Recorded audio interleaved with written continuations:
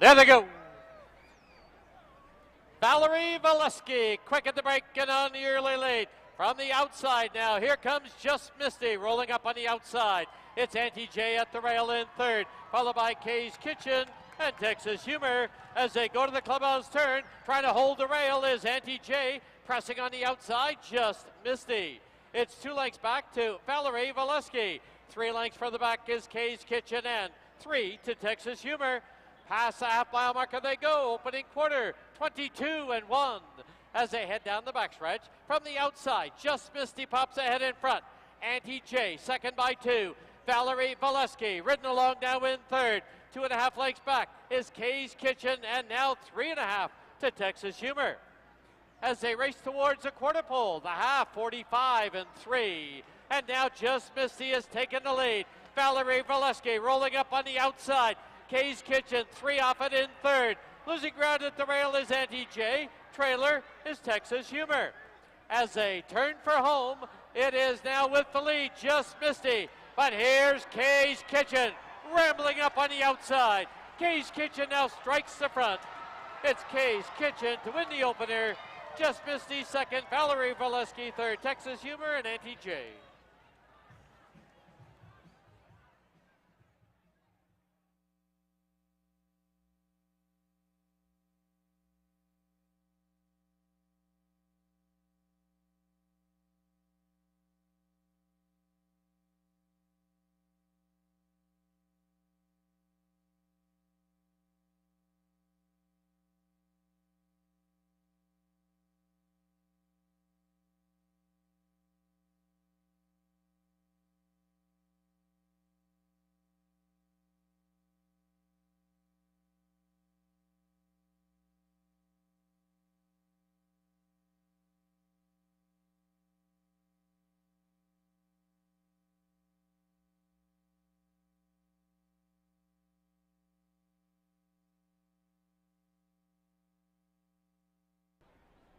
There they go.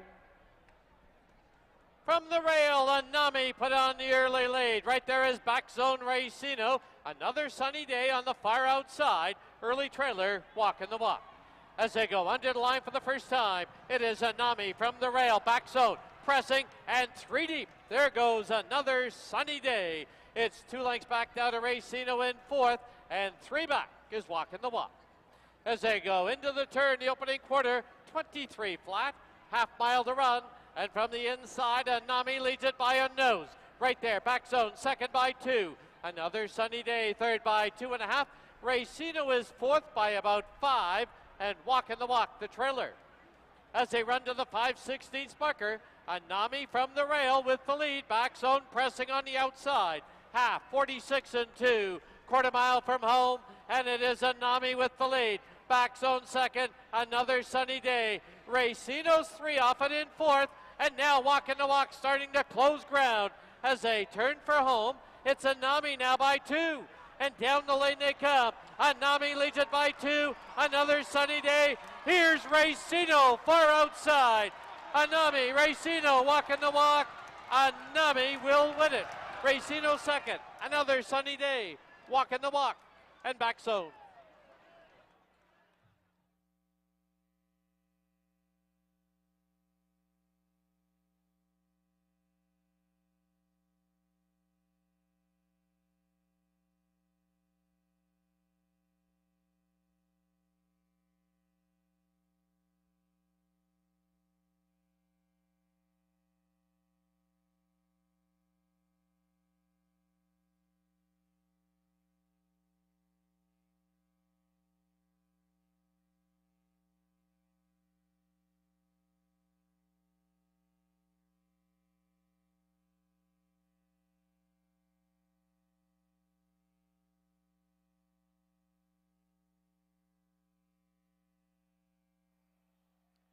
There they go.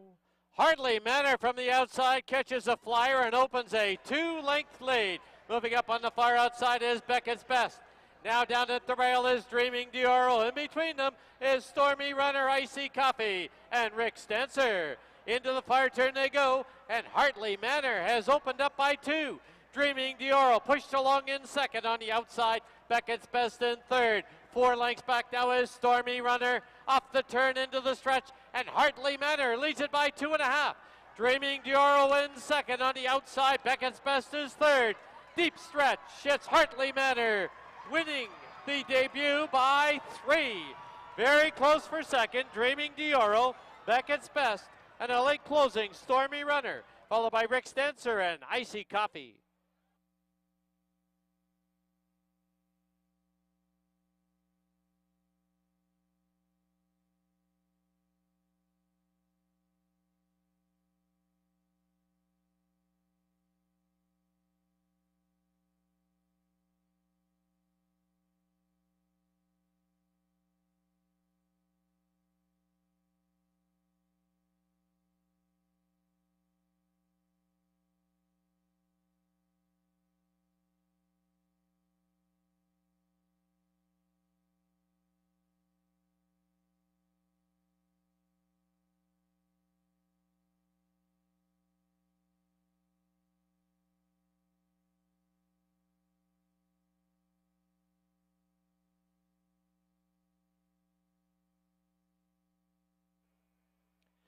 There they go.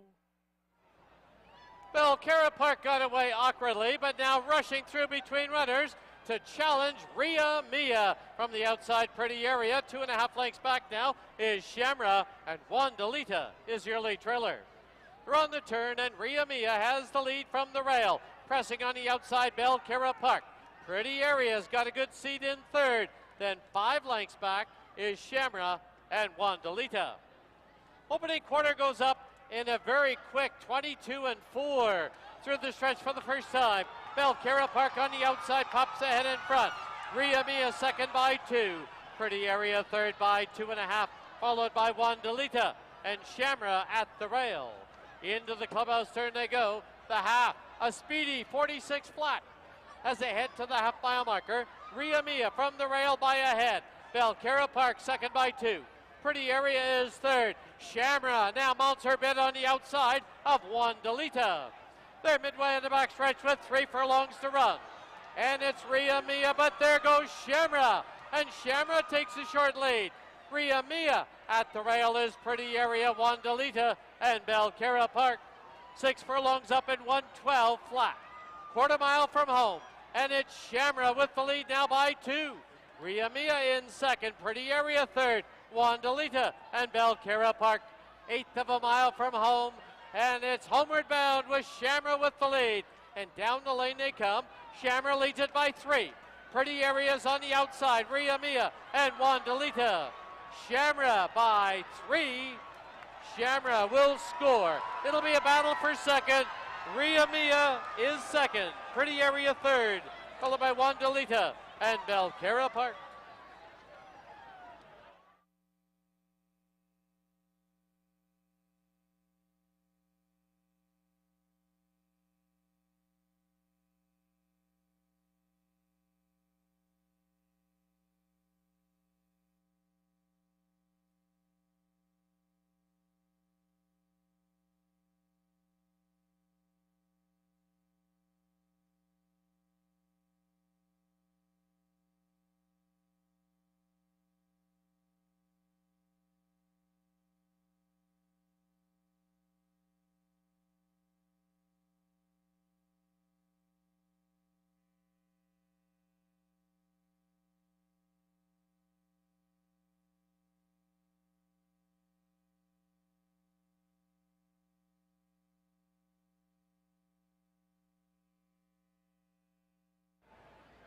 There they go.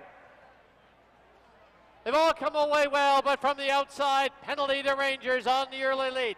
Now Tam Tricky moves through, and 9 o'clock sees her right there. 3 lengths back now to another trio of Carlos Honor, Visenya, and Amanda on the outside. As they go to the clubhouse turn, 9 o'clock Caesar has the lead now by 1.5 lengths. Tam Tricky second by 3/4 of a length. Penalty to Rangers on the outside third by 2.5. At the rail is Carla's Honor. Amanda's on the outside, about 5 off the lead. Trailer is Visenya. Opening quarter of rapid, 21-4. 3 furlongs from home. And 9 o'clock Caesar leads it. Tam Tricky right there. Amanda's weaving her way through. On the outside now is Penalty to Rangers. At the rail is Carla's Honor and Visenya. Half 45 and 4, 3/16 from home, and it's still 9 o'clock Caesar with the lead. Tam Tricky. Amanda's now trying to get through on the inside as they turn for home. It is on the inside, 9 o'clock Caesar. Here's Amanda skimming the rail. Tam Tricky, far outside by Zenya. 9 o'clock Caesar trying to hold off Amanda. They hit the wire. It will be Amanda to win it. 9 o'clock Caesar second. Tam Tricky third. Photo for fourth.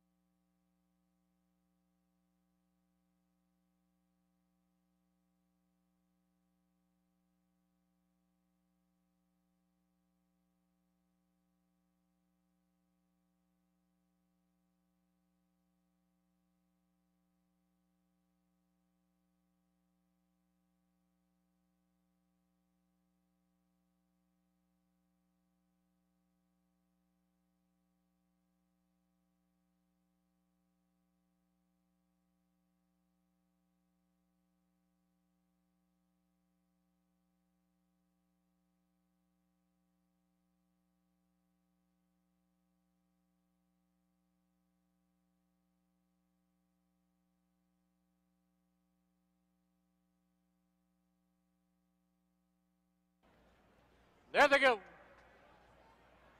Cairo Crusader, an Army of Light, and My Man Stan is asked for speed from the far outside. Crown Council's right there as they pass by us now for the first time. An Army of Light has the rail and the lead by a nose. My Man Stan second by 2. Crown Council gets the run of the race in third. 3 lengths for the back is Kiki Sundancer. Cairo Crusader is the trailer. Opening quarter, 22 and 1. Past the half-mile marker they go as they head for the backstretch. An Army of Light leads it from the rail by a neck. On the outside, My Man Stan second by a length and a half. Crown Council third by 4. Then Kiki Sundancer and Cairo Crusader. As they run to the 5/16 mark, it's an Army of Light with the lead. Half up, 46 flat, and now a quarter to home. An Army of Light leads it now by a little over a length. Crown Council moving into it only a length off it. My Man Stan. Cairo Crusader is trying to wind it up on the outside. And Kiki Sundancer, 1/8 of a mile from home. An Army of Light has a short lead. Crown Council, though, right there on the outside. Cairo Crusader, grandstand side. An Army of Light. Crown Council and Army of Light will score. Crown Council second. Cairo Crusader third. My Man Stan and Kiki Sundancer.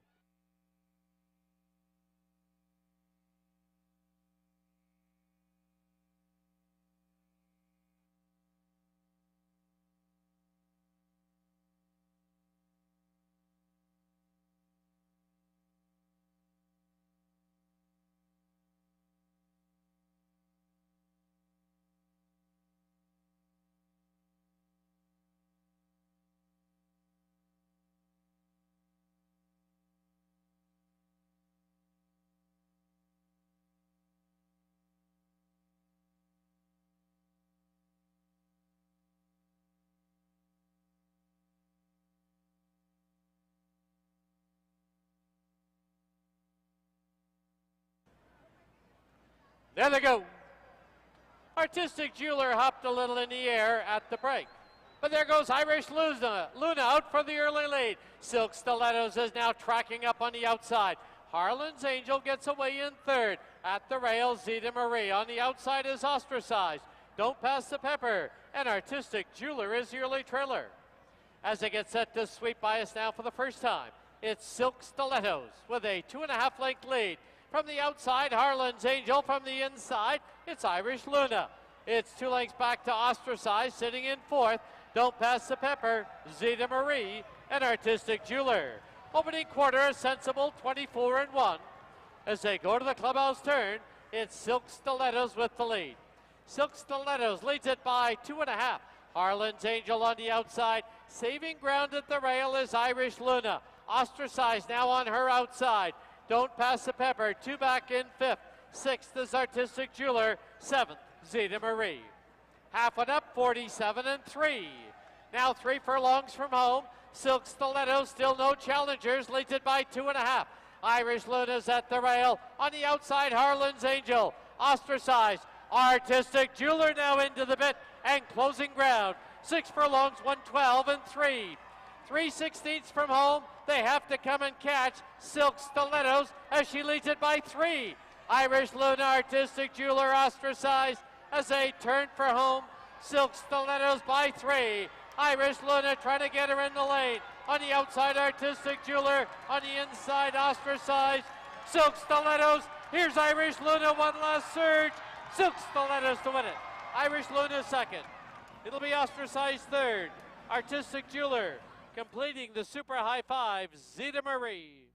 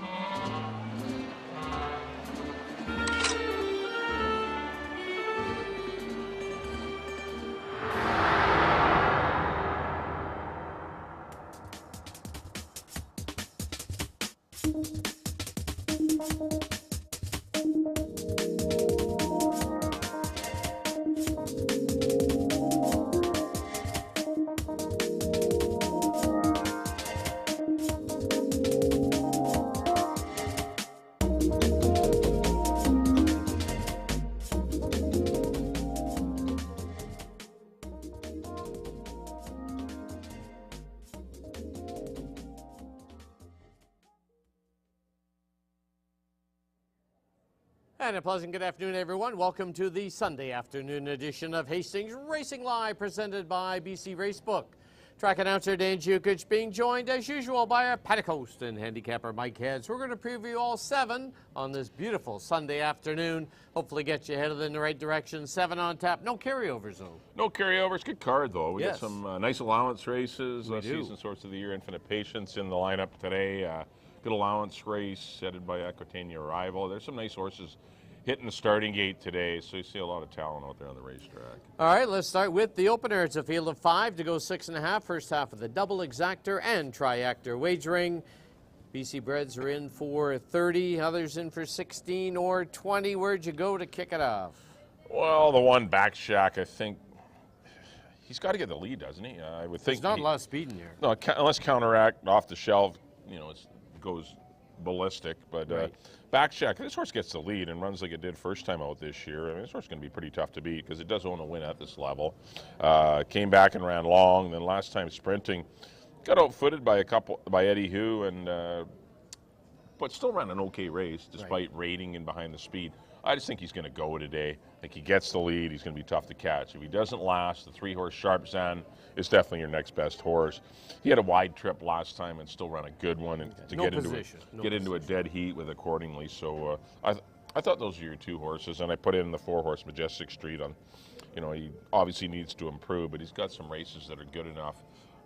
You know, he has some decent numbers prior to that last race, was obviously was disappointing, but he'll hopefully be better than that. But I thought the 1 and the 3 were really the horses. I reversed them. Mike's heading to the 1 back shack. I'm going to head to the 3 Sharp Zan. On to race 2 now, field of 5. They're going to go a mile in the 16th. Exactor try. $1 pick 5 with no carryover. Kind of a muddled bunch in here. A lot of them first time going a distance of ground. The one that does like to go a distance of ground is the 2 151. Yeah, he's the 5-year-old too. He's running against some 3-year-olds in here, which is, you know, the 2 favorites are 3-year-olds. Right. The 1 Back to Liberty and the 3 A's up C. So that's a plus. 151 ran good last time on Sloop John B and Early. That was a really good race. I mean, I think he's the horse to beat. I've got him to win it. Right. And Curry Pell should have a good trip either. Probably not going to get the lead, but going to be right close, right on the heels of maybe the 3 A's Ob C and the 1 Back to Liberty. But this horse should get a good trip in here. So I take him to win it over the 1-horse Back to Liberty, who ran a good race in that Eddie Hu race. He's dropping in class today from a non-316 into a non-38. He does run for 15, being a 3-year-old. Right. And A's Ob C just broke his maiden. He did get barely beat my man Stan, who did not come back to run well yesterday. So that didn't put a lot of confidence in the abilities of that race, but still he's second off a layoff, and be interesting to see how he does going along, but I got him in for 3rd. I went 2, 1, and 3. I went 1, 2, and 3. So in the second, Mike's heading to the 2 151. I'm going to head to the 1 Back to Liberty. On to race 3 now, field of 5 to go a mile and a 16th. Exactor try and pick 3 wagering here. It's going to be Logical Al for me with Amadeo Perez. I agree. I think this horse is going to get a very good trip. Had a tough one last time, was way too far back. You know, just circumstances dictated that. It wasn't Karen Kellowan at all. This horse just got, it was unfortunate early how the shuffle, it kind of got shuffled and ended up getting a little farther back than one would have wanted, and ended up running on late to just miss 2nd and ended up 3rd. But the horse, I think, will enjoy this mile and 16th trip again. And Cab Sav, Sloop John B are going to the front. Right. And I think Logical Al gets a nice spot right in behind them. I don't think he's going to get a perfect trip today, and Amadeo's jumping aboard. Obviously an easier assignment for Amadeo today as opposed to the one Karen Kellowan had last time, which was really difficult. But it's a nice spot for Logical Al. Put him ahead of Cab Sav, who's run some big races going long. He's a good speed route horse, and he could take some catching. And I put the 5-horse Ehrlichen for 3rd. He ran a tough race coming off a layoff, going a mile in the 16th the first time. Will he regress off that? I don't know. I don't know. He ran okay. You know, he was up there and then back, up there and then back. It was kind of an odd race. He was wide much of the trip, though. But that was for 8. He's up here. He's up in class. I mean, this is a tougher race. This non-3 for 16. So interesting to see how he goes. But you're right, it was just his first run off a big layoff. He'll be better. Karen Kellowan back aboard. I went 2, 1, and 5. All right, race 3, we agree on the 2, Logical Al. On to race 4 now, scratch the 1. It's my day. It's not his day today. No show wagering, field of 4, guaranteed $20,000 pick 4, mile and a 16th. Also exactor and triactor wagering. Well, Stay Fantastic looks to be your key in here, maybe to. How can you lose? Yeah. He's dropping off a second place run. No to just speed to go Jimmy. with him. There's no speed in the race unless Paint Me Lucky. Well, Paint Me Lucky will show some speed. And Fort Langley has speed, but he just never seemed to get him out there. When he breaks, Fort Langley has some pace to him. He doesn't need to be way far back. But Stay Fantastic leaves there good. When he does leave good, he's generally very tough to beat. Amadeo suits him to a T. He's going to be a short price favorite that'll probably win.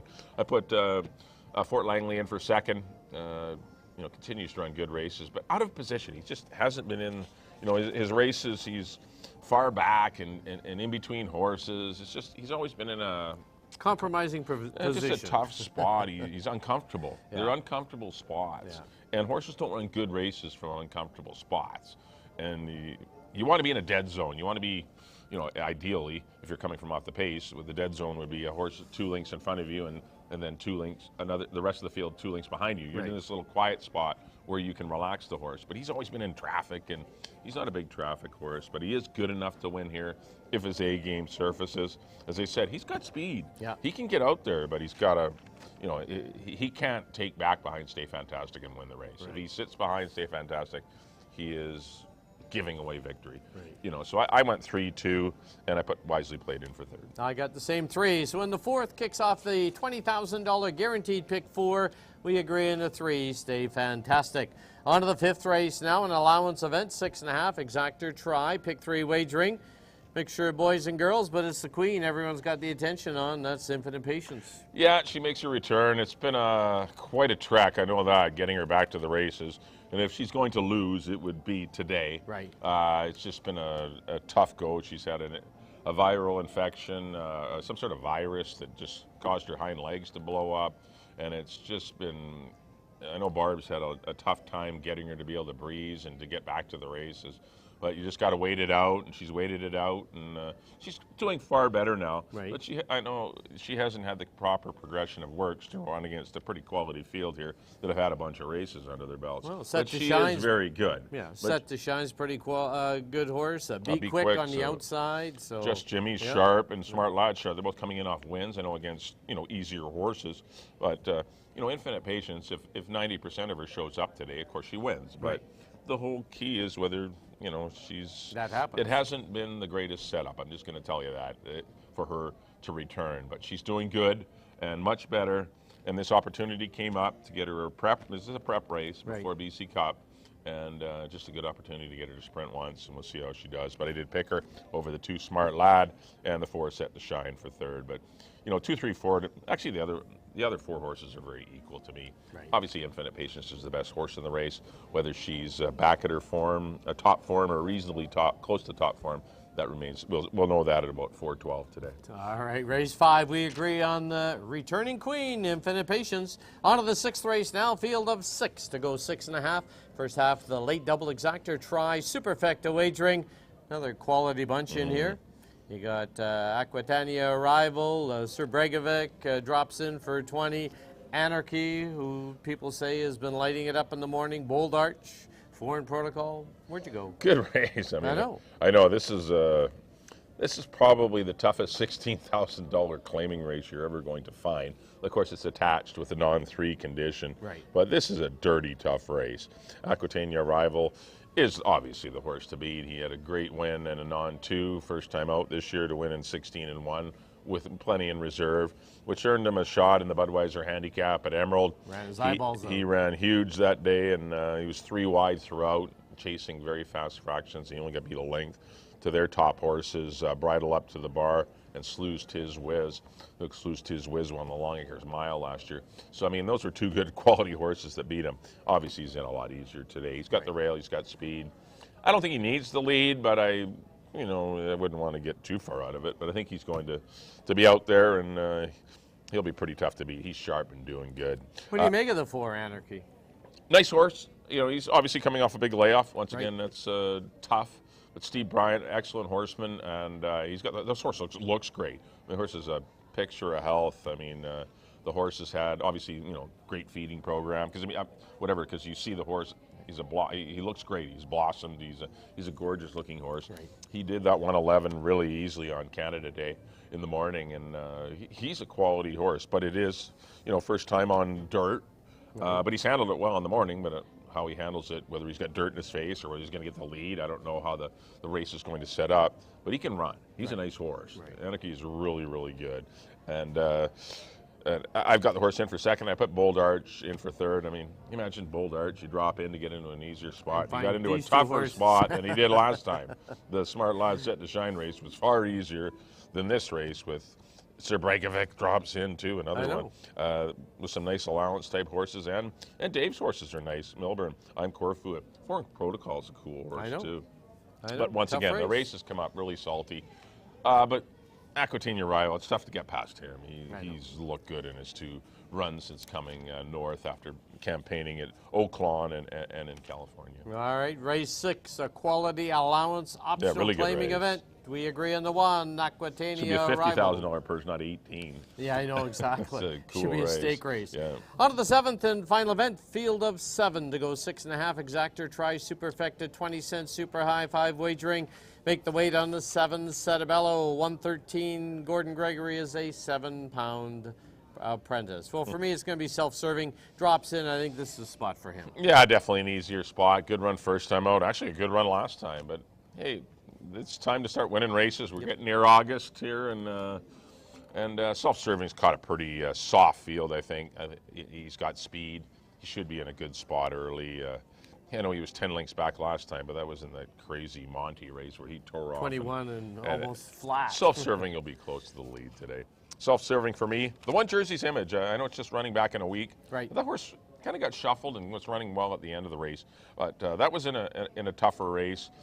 That was an 8,000 non-3. He gets into a 4,000 non-2 here. I know he's in for 5 being a BC bred. Right. But this is an easier spot for Jersey's Image. He's better than that.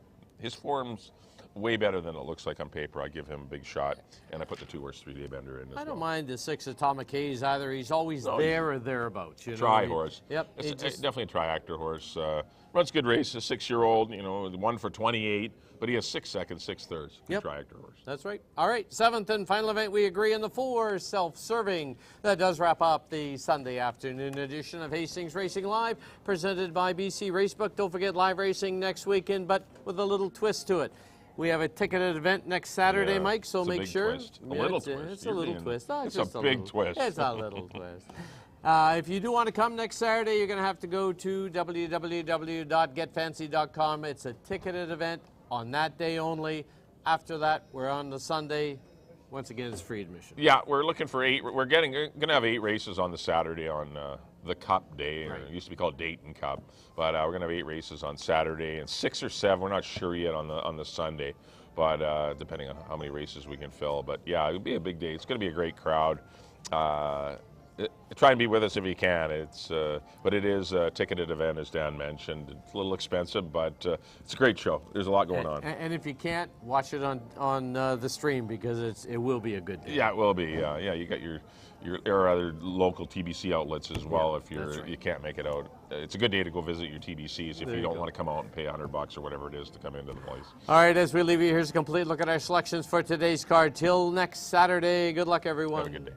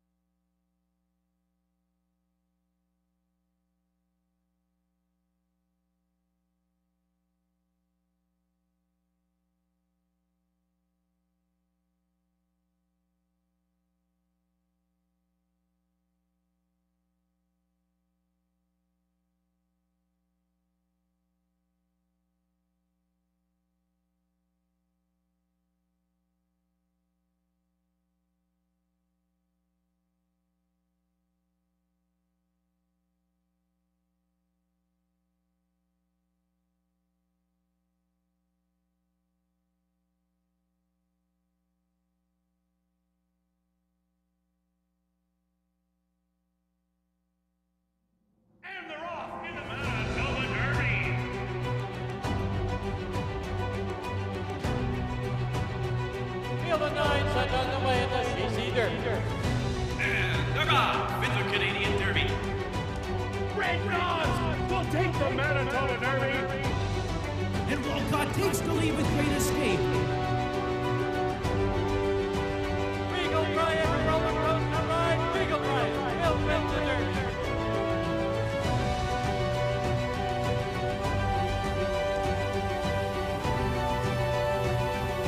And Great Escape winning the Canadian Derby.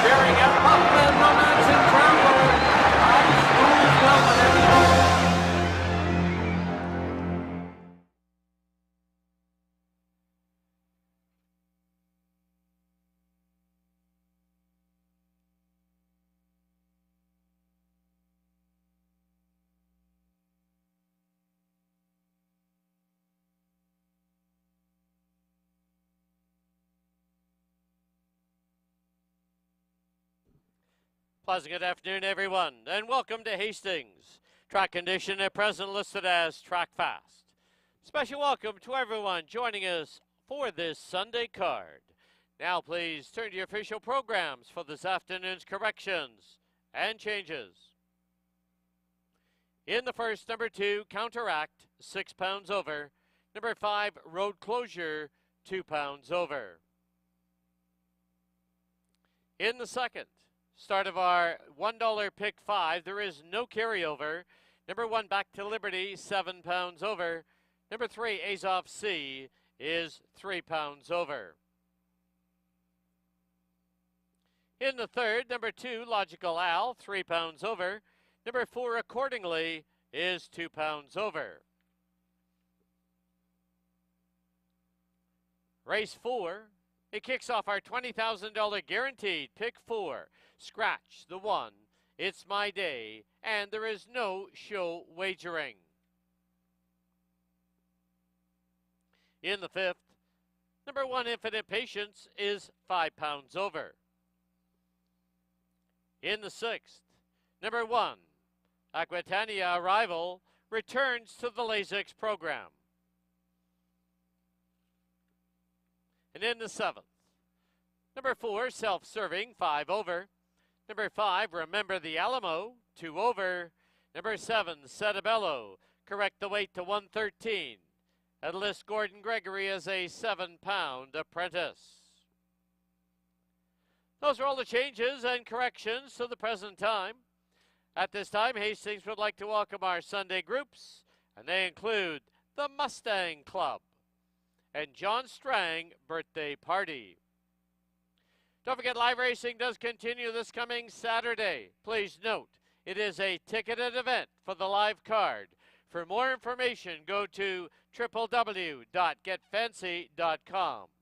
We return on Sunday, July 23rd to our regular free admission. Also on hand with us today on the tarmac is the Mustang Club with their great-looking Mustangs. A lot of classic collector cars, as well as our 50-50 draw for the downtown neighborhood East Side House. 50-50 volunteers are around or stop by the blue tent located outside the winner's enclosure. Thank you for your attention and good luck.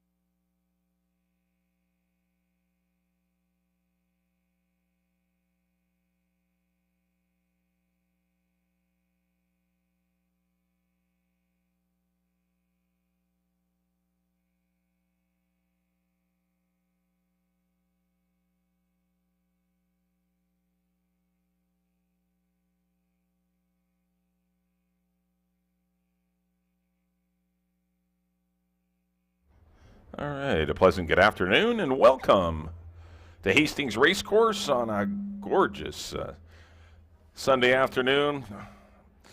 Warmish again, 28 degrees is the current temp. Once again, not a lot of breeze going on, still a little muggy, but horses love it like this. And got good 7-race card today, a couple of excellent allowance races as co-features in races 5 and 6. First half of your doubles coming at you right now. Exactor and triactor wagering on a field of 5, $16,000. Non-3 lifetime. Claiming prices range from 16 grand up to 30 if you're 3-year-old BC bred.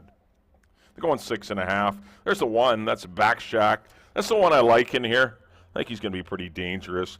If Ridge can get him out there on the lead, that would be preferred. Now, there isn't a lot of speed in the race, so I think Back Shack, if he can kind of run that May 27th race back, he's going to win the money. I'm going to get Back Shack top honors in here. Number 2 will be Counteract, makes his 2023 debut. Broke his maiden first time out last year, going 3.5, then tried stakes horses in the sales stake. Didn't fare all that well, but did show speed that day. His comeback works have been sporadic, but okay. I would expect him to be one of the speed horses in the race. Amadeo Perez will be aboard to see him getting a leg up from Mark Cluche. Number 3 will be Sharp Zan. This horse is live in here. He deserves to be one of the favorites.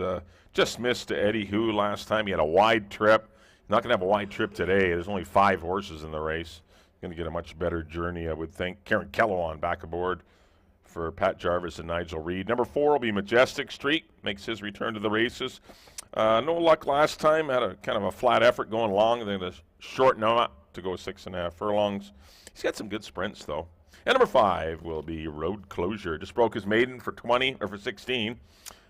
Missed the break again. He continues to miss the break, and he got away with it against maidens. Against these horses, I don't know if he will be able to get away with it, and that was my concern with him. I went 1, 3, and 4. I think Back Shack and Sharp Zan are really the top 2 in here. That's kind of the way I see it here in race number 1. Good luck, everyone, and let's send it up to Dan. It's time for post-braid of our Sunday opener.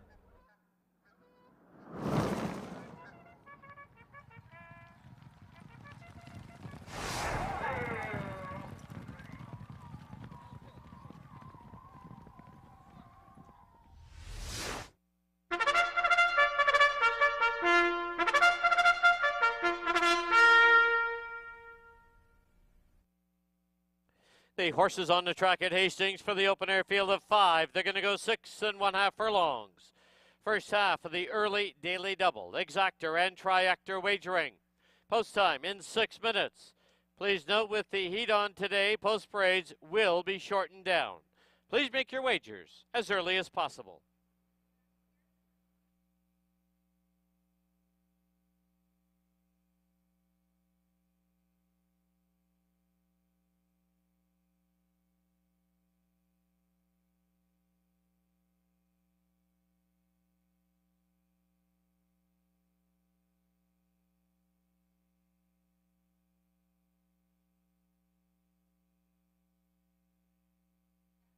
On parade number 1, Back Shack, owned by the Kenyon Farms. The rider, Ridge Balgobin.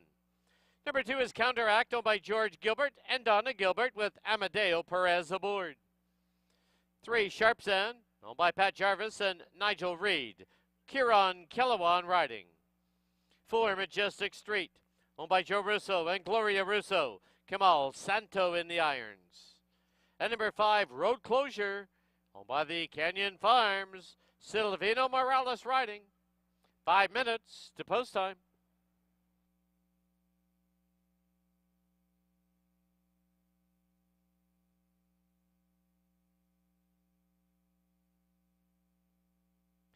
All right, to kick off Sunday's card, let's go down to the paddock and Bailey Williams. Thank you, Dan. Just 4 minutes away from the opener here. It's another beautiful day. We got a field of 5 to kick things off. 9 to 5 on the 4. One that I did leave out of my top 3 selections. I'm heading to the outside horse, Road Closure, to get the win here. Trainer Craig McPherson is in with 2 live horses in here, I think. And Road Closure did get that victory last time out, has a little bit of confidence coming into today's event. Stablemate Backshack, however, got that maiden win first time out this year. Ridgebell Galopin does a lot of morning work with this horse. He gallops him every day. Tried their luck going long. Wasn't his thing, dropping in a little bit of class relief here today in the rail advantage. And in my place spot is the 2-to-1 choice on the board, and that is Sharp Zan. He was very impressive. Second last time out, first off of the claim. He had a little bit of a troubled trip. Hopefully today with a 3-hole and only a 5-horse field, he'll have a little bit of a cleaner trip. But I am heading to 5, Road Closure, to get the victory here in the opener. 5-3-1 is how I see that. You got 3 minutes to make your wagers, and make sure to check out those Mustang cars as you head over to the betting terminals. Best of luck.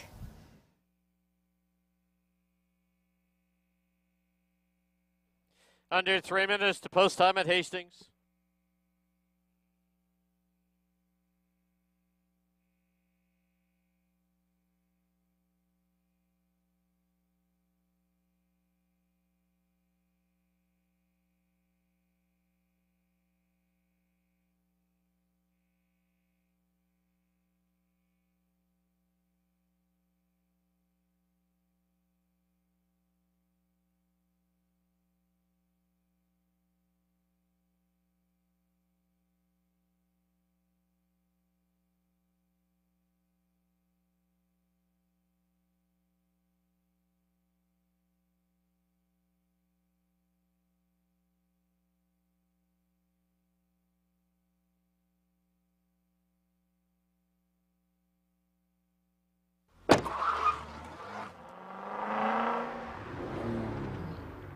Key West Ford reminds you there are just 2 minutes left to place your wagers at Hastings.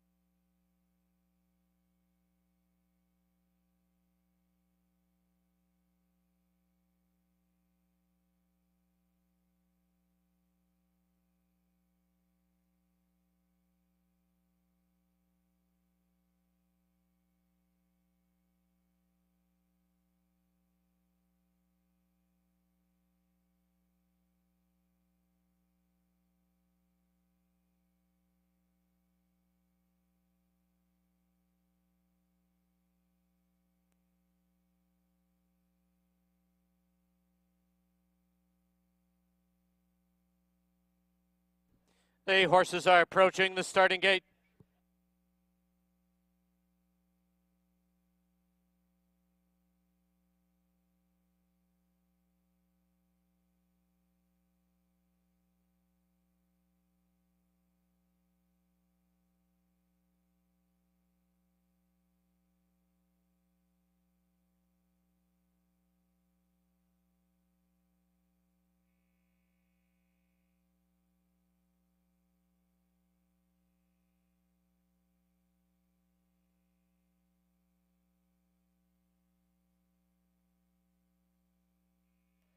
The horses have reached the starting gate.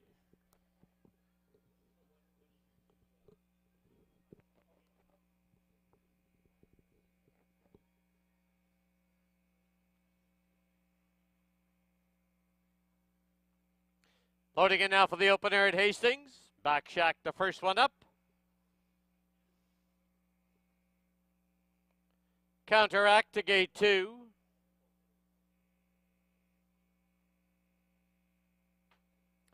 Next one along, Majestic Street. Sharp Zan. The outside gate belongs to Road Closure.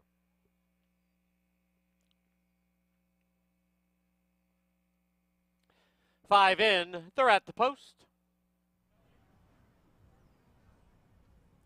There they go. Counteract went to his knees at the break, but has recovered. From the inside, Back Shack's on the early lead. Here comes Majestic Street, rolling up on the outside. In between them is Counteract. It's about 4 back to Sharp Zan, and 4 more back is Road Closure. Into the clubhouse turn they go. Back Shack has the rail and a short lead. Majestic Street trying to drive it up on the outside. Counteract sits in third by 3. Then Sharp Zan and 2 back, Road Closure. Opening quarter at 21-4 as they head down the backstretch. Majestic Street from the outside now by a half. Back Shack second by 3. Moving up on the far outside, Road Closure. Sharp Zan saving ground at the rail, and Counteract in between them. They've reached the far turn, a quarter to home. The half, 45 flat. From the outside, Majestic Street now by a neck. At the rail, Back Shack. Sharp Zan is only a length and a half back in third. Counteract and Road Closure as they turn for home. Majestic Street with a short lead. And down the lane they come. Majestic Street. Here's Sharp Zan emerging on the outside. And Back Shack at the rail. 3 across the track. Sharp Zan, Back Shack. They hit the wire. It might be Sharp Zan over Back Shack. Going to be close. Majestic Street and Counteract, followed by Road Closure.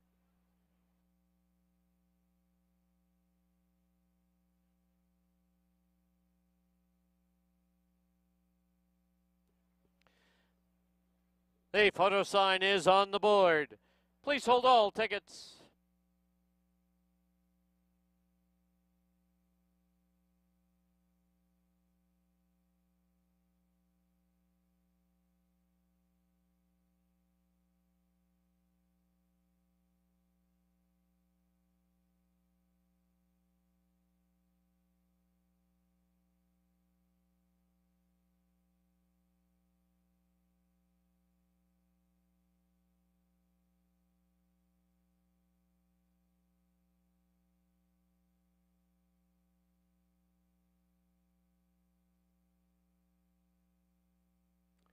In the photo, number 3, Sharp Zan, the unofficial winner.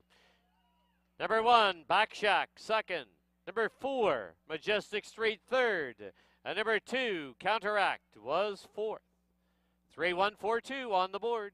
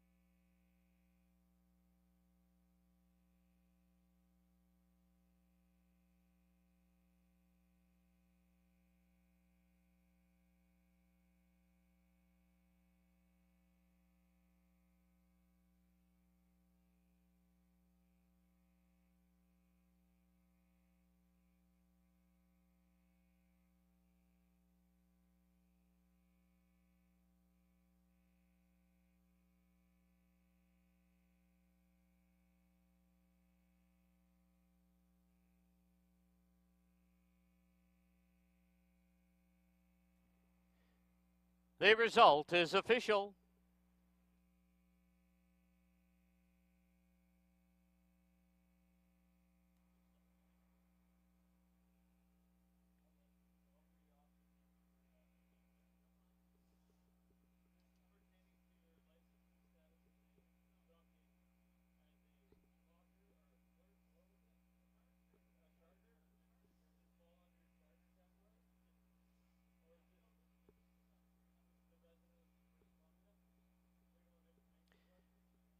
Into the winner's enclosure, the winner of the opener, number 3, Sharpsan.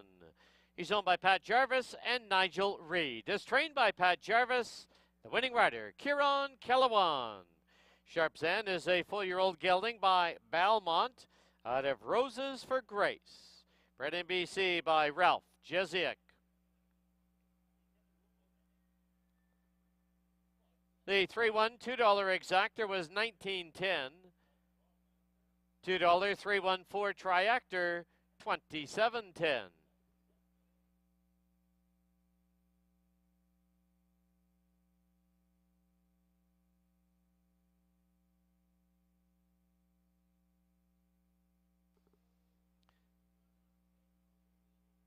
Final time for the 6 1/2 furlongs, 117 and 79 100ths. In the second race, number 1, Back to Liberty, 7 pounds over. Number 3, Azov C is 3 over. Post time for race 2, 22 minutes away at 2:33.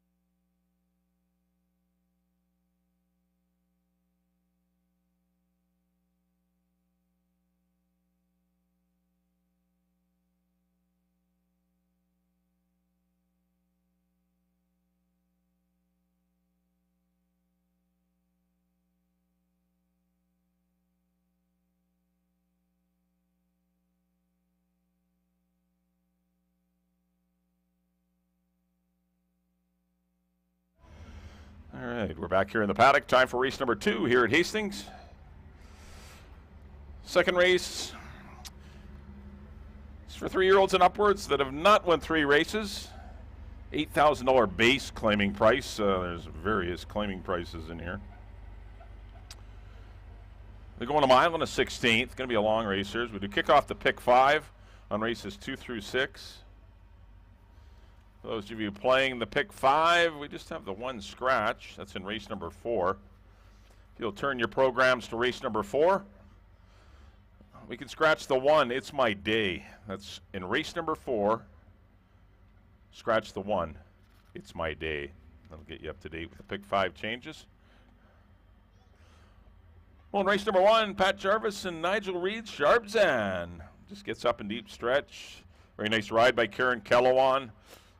Sitting back off the early fractions, cruised up the inside on the rail, angled out, and just got up to defeat a very game Back Shack and Ridge Balgobin for Craig McPherson. But Sharpzan got up to win the money today, and congratulations to Pat Jarvis, Nigel Reed, and Karen Kellowan. Good price too, $8.40. That's pretty nice. Here's the one. This is Back to Liberty, your 6-5 favorite. Definitely, I think deserves to be the choice. Dropping from out of those $16,000 races, he was in for the 30, being a BC bred 3-year-old.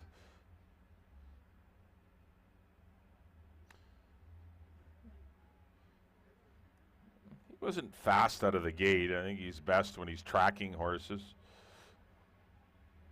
And we'll see how he goes today.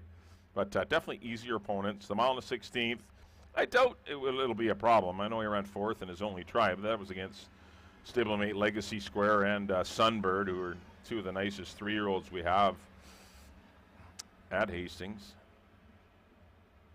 But definitely your horse to beat is the 1, Back to Liberty. Easier opponents today.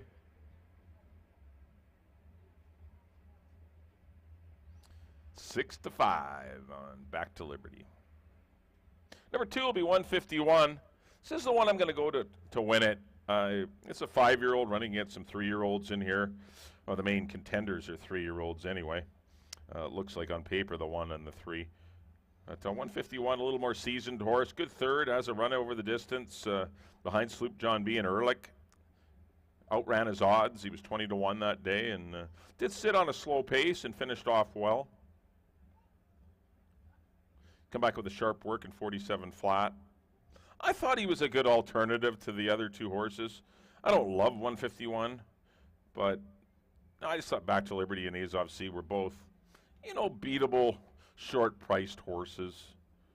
As a handicapper, I'm not, judging one over another, but sometimes you got to look for value, and with these horses probably very comparable in ability, you want to go with a bigger price. And I just thought the 2 151 possessed a little value and be worth telling everyone that perhaps this one is a live one in here. Curry Powell re-rides for Hall of Famer Harold Barabee. There's a good look at the 2. That's 151.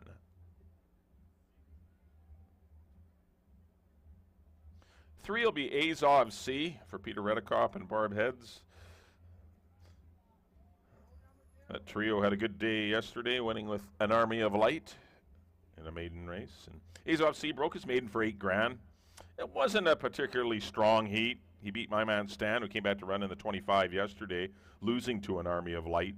I think he ran last at My Man Stan. But English Bay Teddy came back to win for 8. I don't know, the race was okay. It wasn't a super strong event. Going to try a new distance too at a mile and a 16th. Good work in 101-1 last weekend. Certainly bred to get the trip. And Barb's numbers going sprint to road are generally very good. She's 30%. But you're not getting a great value on this horse. You know, he hasn't proven he can route. He barely proved that he could go 6.5 furlongs last time. You know, both of his races in California, he was a kind of a pop and stop horse, and he actually bled on April 22nd. But he was pretty game when holding off My Man Stan, but these are tougher than My Man Stan today. But he looks very good here in the paddock. He's an interesting horse, and he's 5-2. 4 will be Jock Talk for Denny Spence and Cindy Krasner. Of course, Denny Spence campaign and Cindy campaigned the champion mare Wando Woman. And this is her foal by Looking at Lucky. Broke his maiden first time out earlier this year in Phoenix. Was a closing third in his first run against winners. Since arriving here at Hastings, things have not gone all that well. Those are some tough races, though. Aquitania Arrival and Pursue's really nice, too. You know, exiting some tough heats. Obviously, this is considerably easier. Dropping in class. Stretching out, I think, will be the big key for Jock Talk, because he had no early speed at all. And there's speed in here with Back to Liberty, perhaps. 151 likes to be close. Azov C is probably going to try for the lead. So there could be a pace on in here. We'll see. 7-1 on Jock Talk. And another closer is the 5-horse Crypto Money for owner-trainer John Snow. This one's ran a couple months ago at Golden Gate. Got claimed, but the claim was voided because he came back, obviously, a little on the nod. Said to work to get off a vet's list. I believe it was done in Emerald, or maybe it was done here on July 1st. But worked well in 1 minute and 2/5.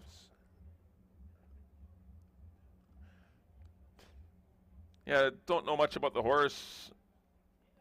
That's a tough.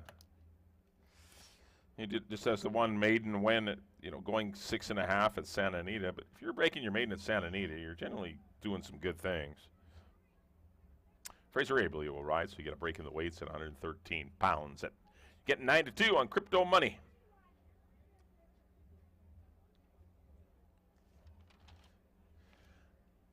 I ended up on the inside 3 horses there. We're jocks are coming out. We're getting ready for post parade. But I thought the inside 3 horses were, as the tote board indicates, I'm not telling you anything you don't know. But I did lean to the 2-horse 151 over the 1 Back to Liberty and the 3 Azov C. I kind of like 2, 1, and 3 in here. Not a strong selection. Just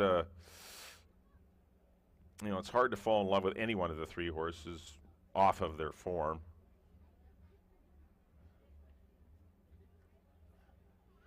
Their form is good enough, but it's just there's not much between them. It's tough to pinpoint, yes, this horse is going to win. And I just don't see that in this race. It's a little muddled. And if Back to Liberty goes long, he should be tough. 151 knows he's proven he can go long. And the 3 Azov C still has to prove he can go long. So, there's a lot of questions to be answered. Anytime you get a lot of questions in a race, it's tough to get super confident. So 2-1-3 for me here in this afternoon's second race. I think we're going to get set for post parade here shortly. Riders up call is going to be given here in about 10 seconds. And horses will be out onto the track. Start your pick 5, no carryover. You got about 7 minutes, probably got closer to 9 minutes or 10 minutes to get those pick 5s in, but get them in. Should be a good pool today again with no California running. So there's a lot of interest, not a lot of betting opportunities on the West Coast. So we're getting a little more action today with no California running. So it might be a nice little pool to pick 5. Good luck, everyone.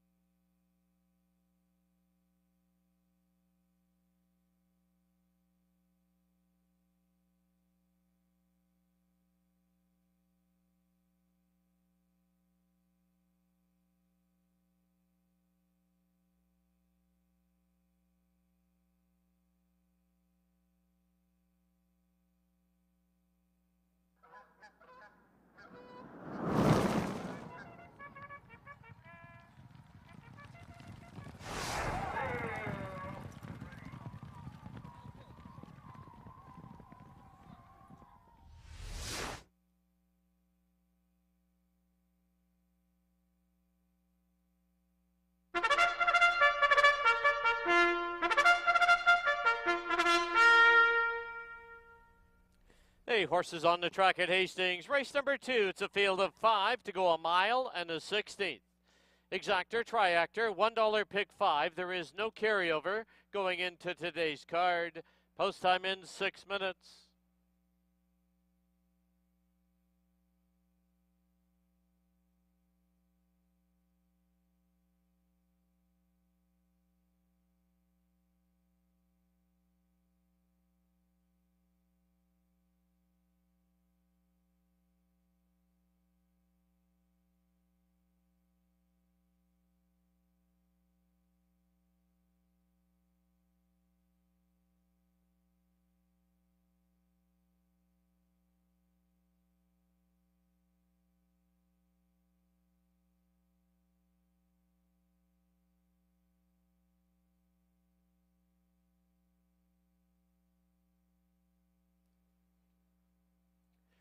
On parade, now number 1, Back to Liberty, owned by the Todd Mountain Thoroughbreds and James Redicop. The rider, Antonio Reyes. 2, 151, owned by Mr. and Mrs. Harold Bearby with Curry Powell aboard. Number 3, Azov C, owned by Peter Redicop, BC Limited. The rider, Amadeo Perez.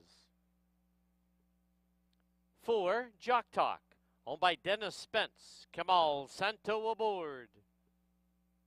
And number 5, Crypto Money, owned by John Snow. The rider's apprentice, Fraser Abley. 4 minutes to post time.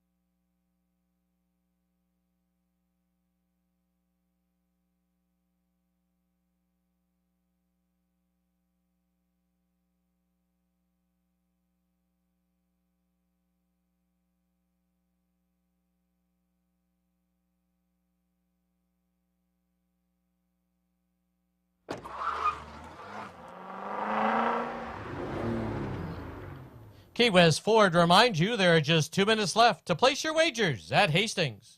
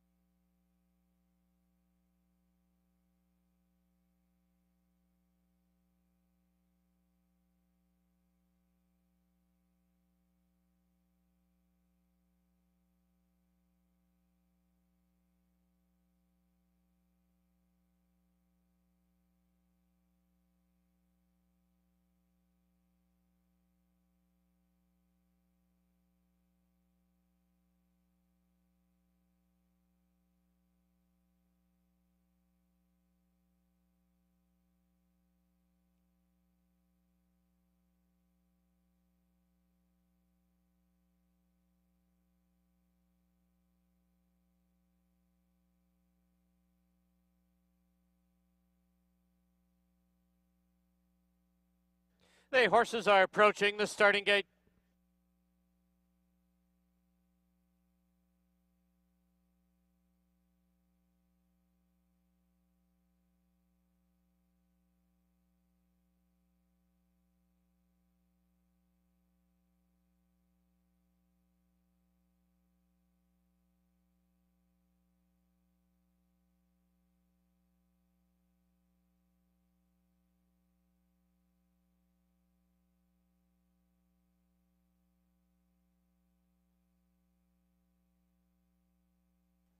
The horses have reached the starting gate.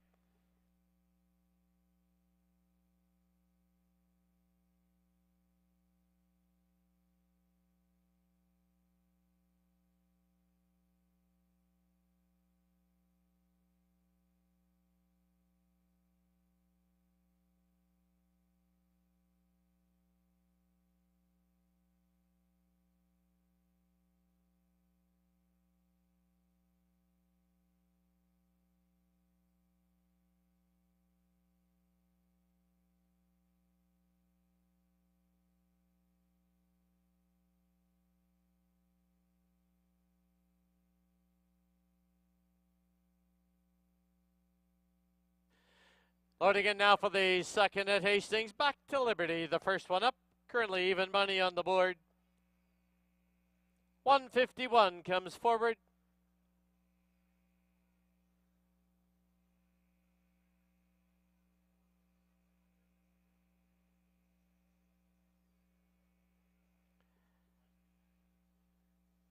A's off C comes forward. Second choice at 9 to 5. Jock Talk, gate 4. And the outside gate will be Crypto Money.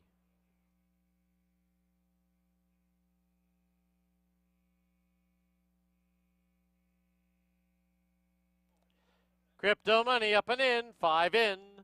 They're at the post. There they go. Jock Talk got away awkwardly.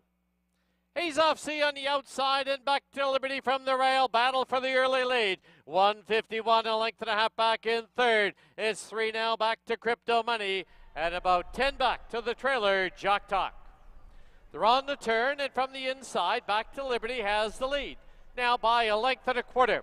It is A's off C sitting in second. 151 is third. Then 3 lengths back is Crypto Money and Jock Talk, the trailer. Through the stretch for the first time, opening quarter a solid 23 and 3. Back to Liberty from the rail with the short lead. A's off C now pestering up on the outside. 151 is a length and a half back in third. Crypto Money is fourth, but only 2.5 off the lead, and it's still about 8 to Jock Talk. As they run past the half-mile marker, the half went up in 47 and 4. To the backstretch they go. Back to Liberty, leads it by 3/4 of a length. On the outside, A's off C. Trying to drive up the inside is 151. Length and a half back, Crypto Money. Jock Talk is now creeping a little closer. We lost the rider on the 2, 151. Went down at about the 3/8 pole.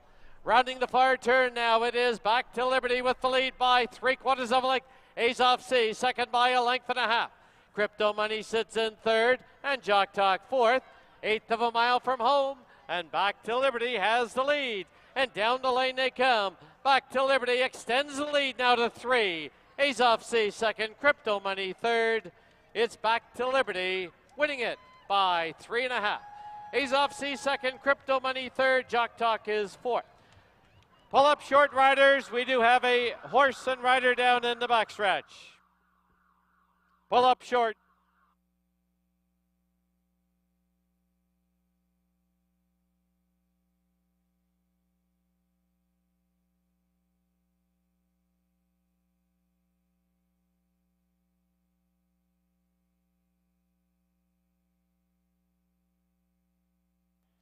On the board, the unofficial winner, number 1, back to Liberty. Number 3, A's off C, second. 5, Crypto Money, third. 4, Jock Talk was fourth. Inquiry sign posted by the stewards. They're reviewing 2 incidents away from the gate on number 4, Jock Talk, and the incident in the backstretch just past the 3/8 pole.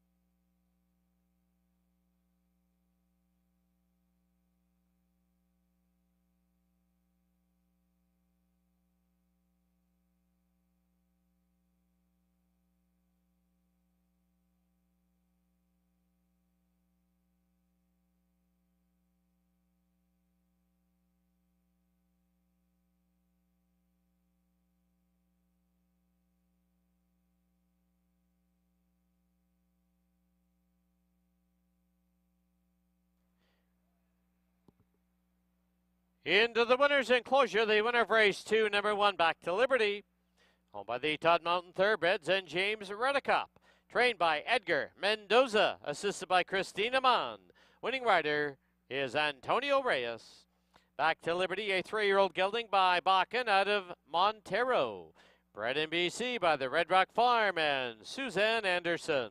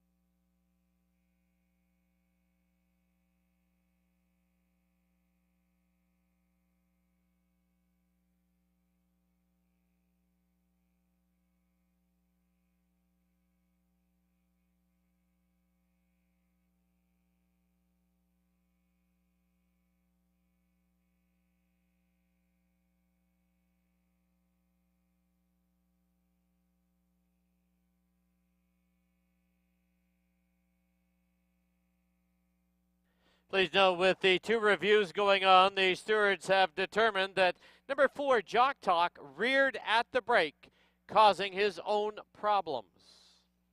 They are also reviewing the incident past the 3/8 marker.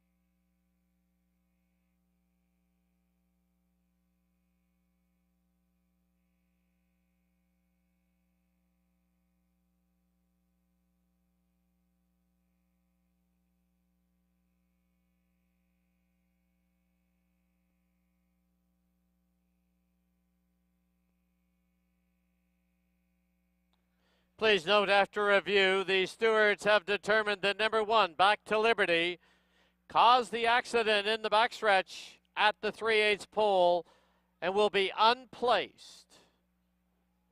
Number 3, Azov C, will be the unofficial winner. Number 5, Crypto Money, will be second. Number 4, Jock Talk, third. 3, 5, and 4.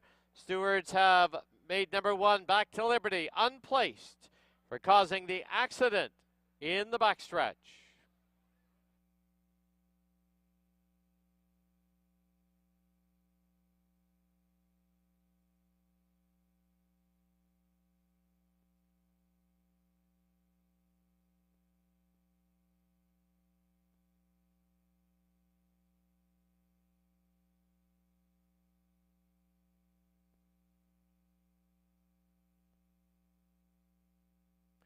In reference to jockey Curry Powell, who did go down in the accident, it appears that he is okay.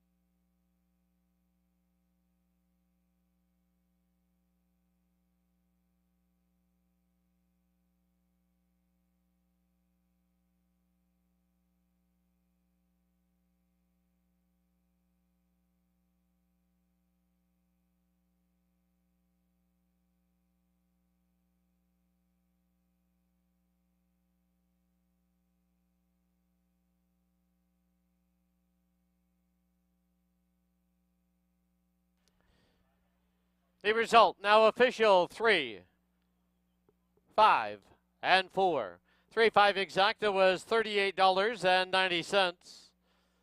3-5-4 $2 try was $135.20. The double, it's a pair of threes, 42.30. Final running time for the mile and a 16th, 146 and 28 100ths.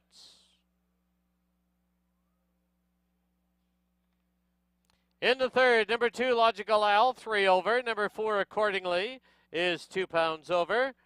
Post time currently sitting at 18 minutes away at 3:10.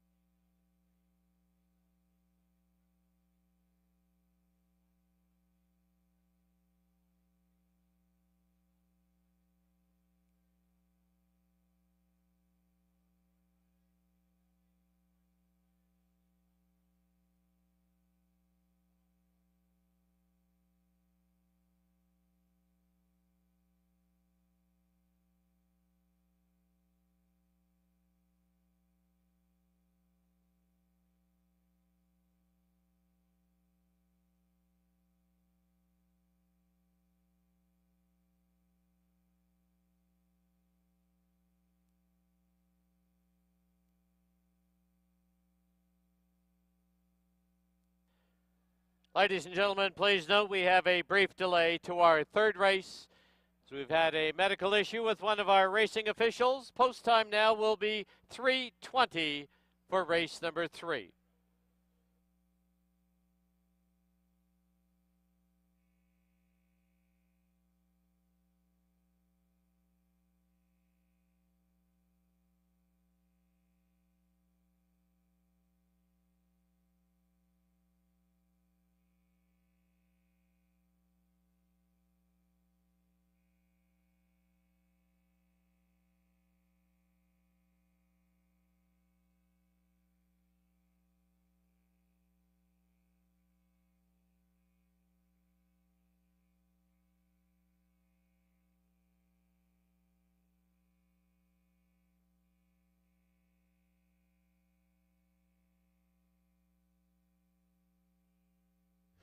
All right, we're back here in the paddock. Time for race number 3 here at Hastings.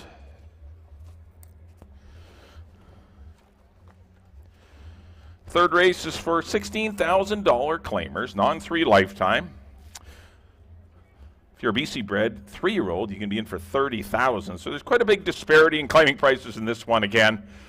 It's just to get the 3-year-olds, which are usually at a little bit of a disadvantage, a little bit of a break when running against the older horses. That's why you see these difference in claiming prices.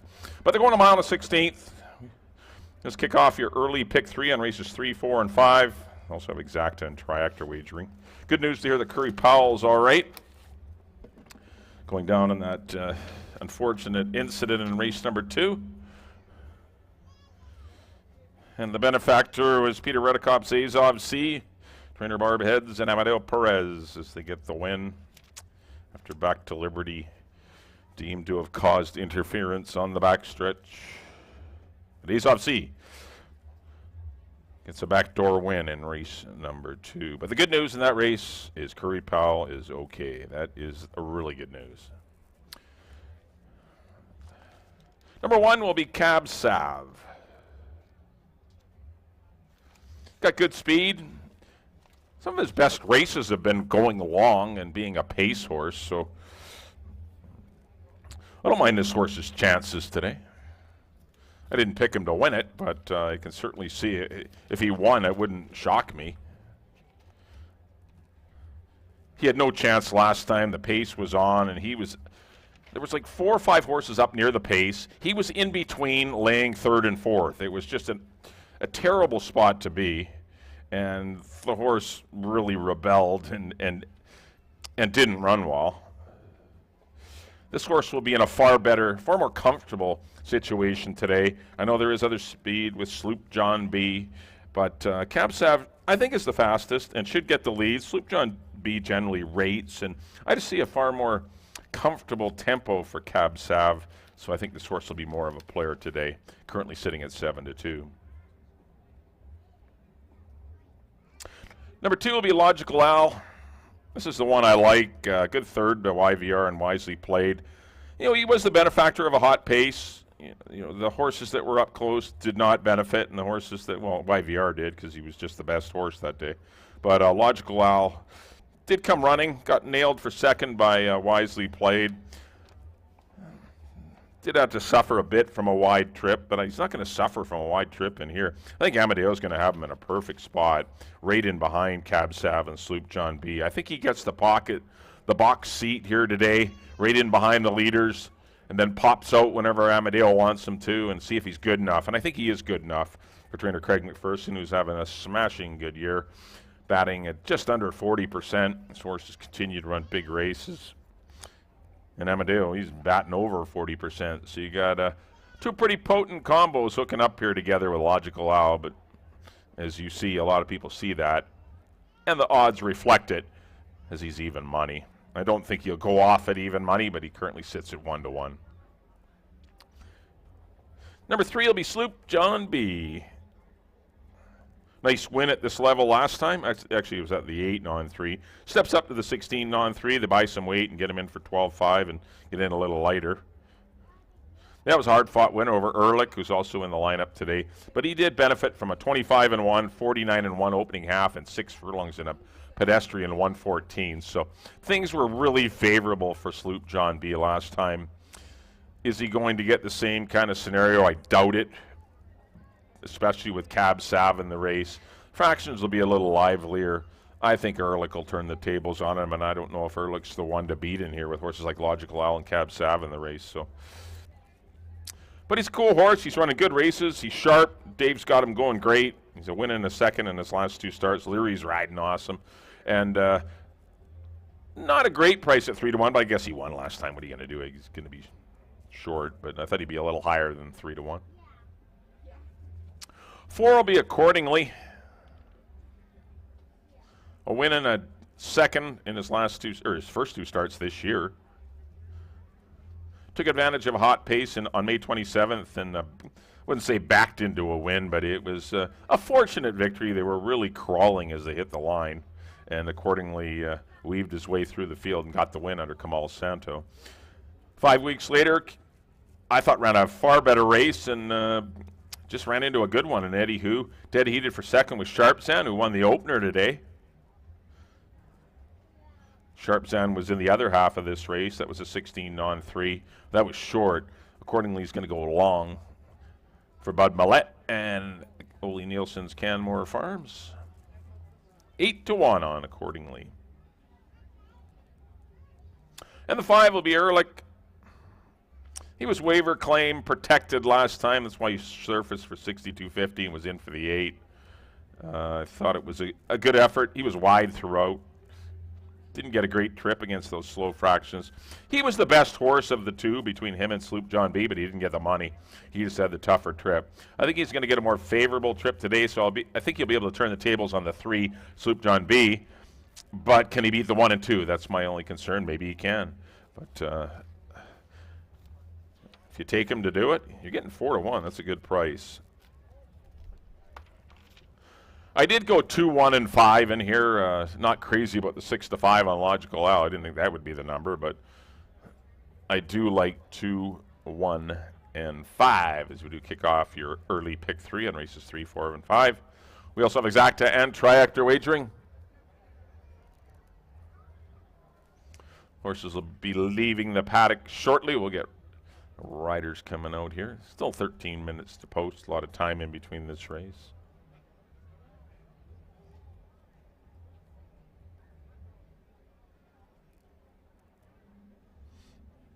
Once again, for those of you playing the pick 3, there is the 1 scratch in race number 4. That's in the 4th race, scratch the 1. It's My Day. For those of you that come late, 4th race, number 1, It's My Day is scratched. All right, 2-1-5 for me here in this afternoon's 3rd. Good luck, everyone. We'll see you back here in the paddock for race number 4.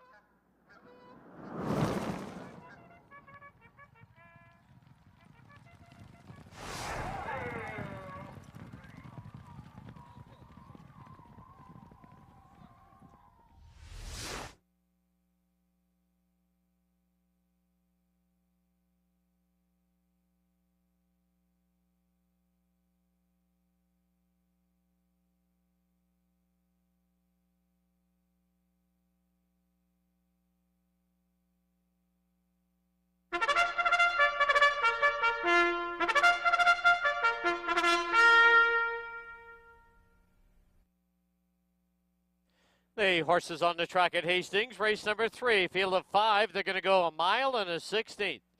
Exactor, Triactor, and Pick 3 wagering. Post time 8 minutes away.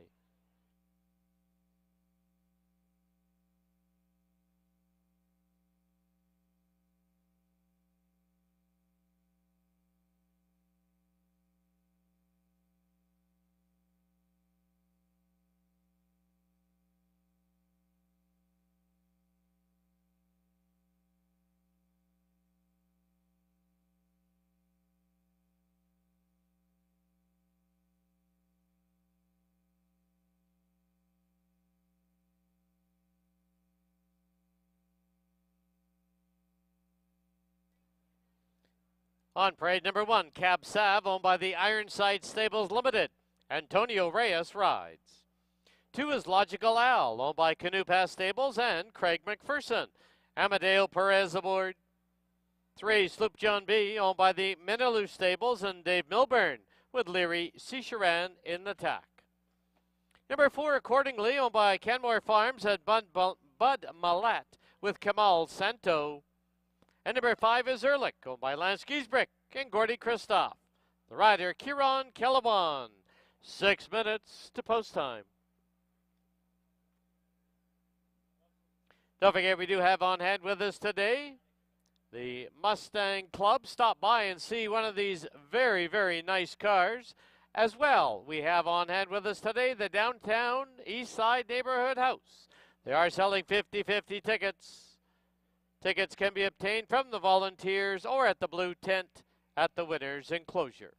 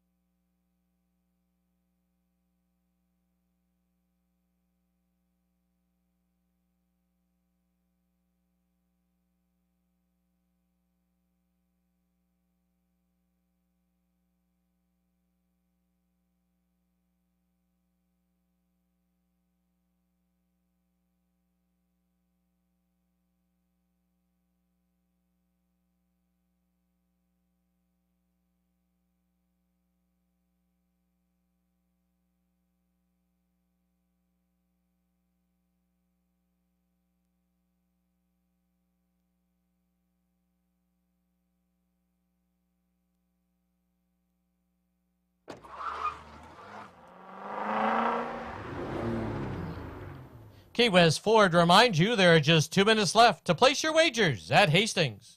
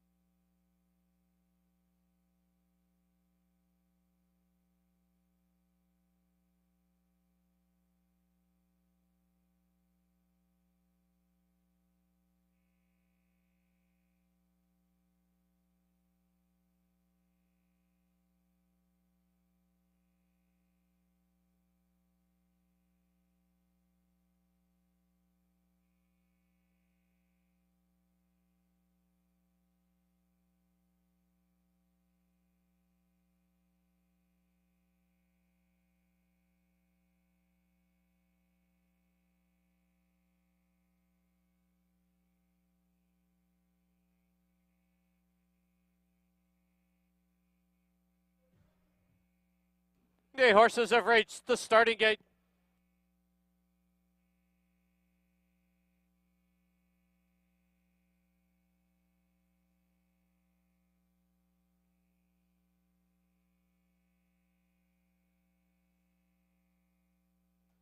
Loading in now for the third at Hastings. First one up will be Accordingly. Goes in without the rider. Kamal Santo will reunite inside the gate. Cab Sav to the inside gate. Logical Al comes up. Currently your co-choice at 8-5. Outside gate is Ehrlich.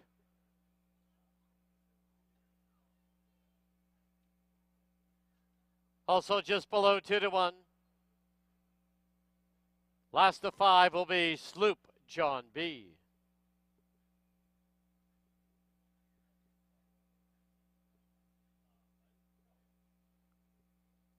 Sloop John B goes in. Now waiting on Ehrlich.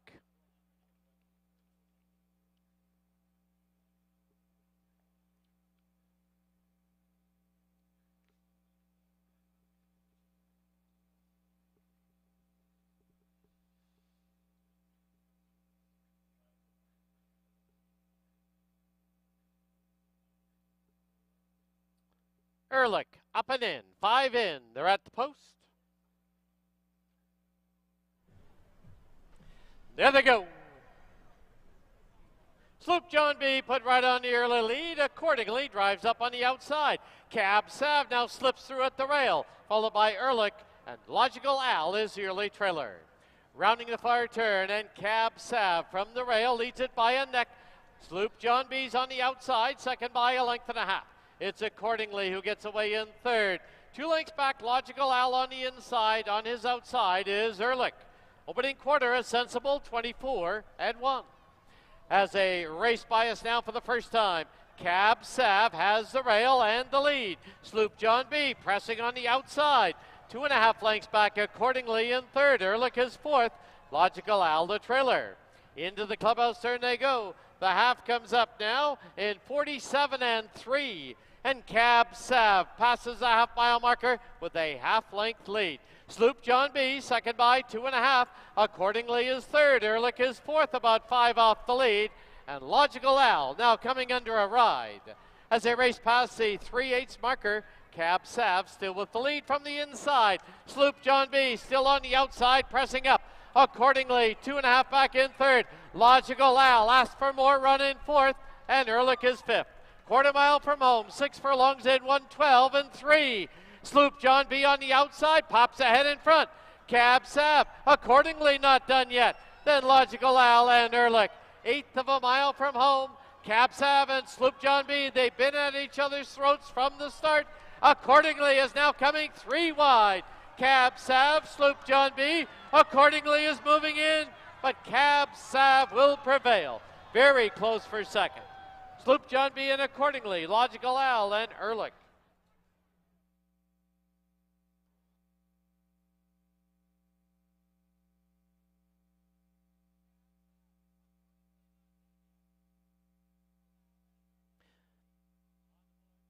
On the board, the unofficial winner, number 1, Cab Sav. There is a photo for second. Please hold all tickets.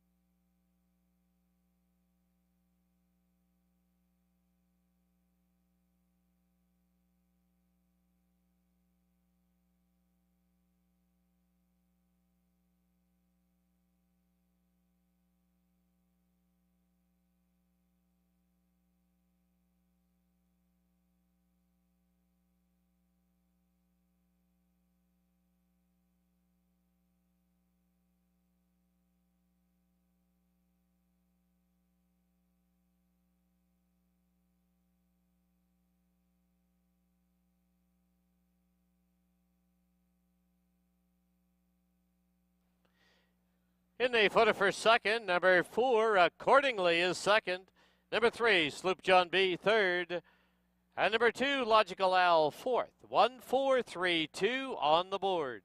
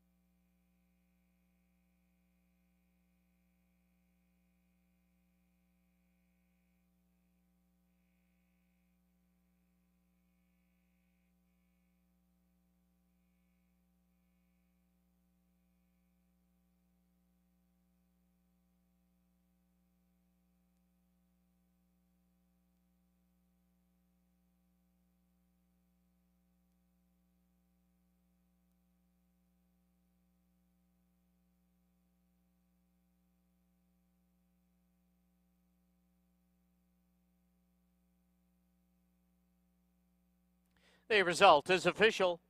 Now into the winner's enclosure, the winner of the third, number 1, Cab Sav. Owned by the Ironside Stables Limited. Trained by Rob Van Overshot, assisted by Lisa McPherson, winning rider Antonio Reyes. Cab Sav is a 5-year-old gelding by Birdstone out of Elegant Effort. Bred in Kentucky by Westbrook Stables, LLC.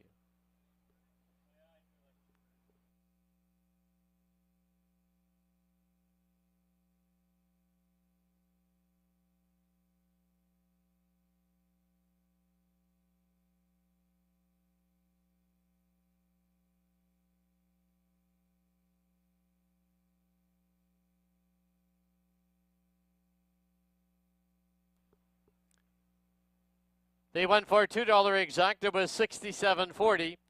1 for $3 $2 try was $299.70.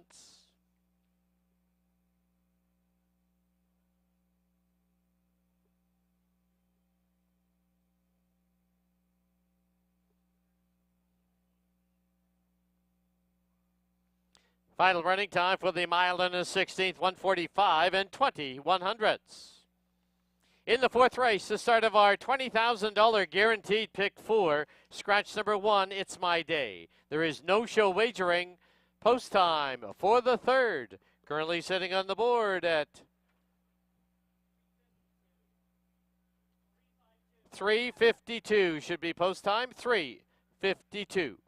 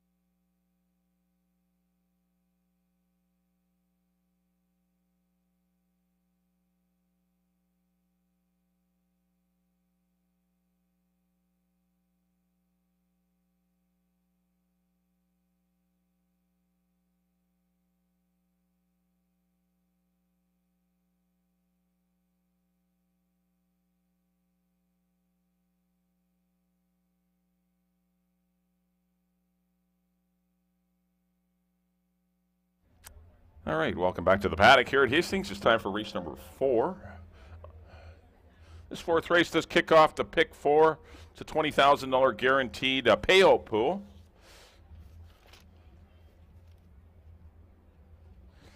Got a field of 4 to kick it off. We did lose the 1 horse, It's My Day, so we'll get down to a field of 4. 12-5 claimers, non-2 lifetime, optional claimer here. There's one that is a non-2, that's the 4 horse Wisely Played. The other 3 runners are in for the claiming price. 1 1/16 will be the distance. Well, congratulations to the Ironside Stables and Rob Hanover-Shot's Cab Sav. He was super game. Antonio Reyes aboard. Nice win with Cab Sav as he stayed strong through the stretch. Coming back on the inside of Sloop John B and holding off him and accordingly. But Cab Sav wins race number 3. Here's the 2. This is Ford Langley.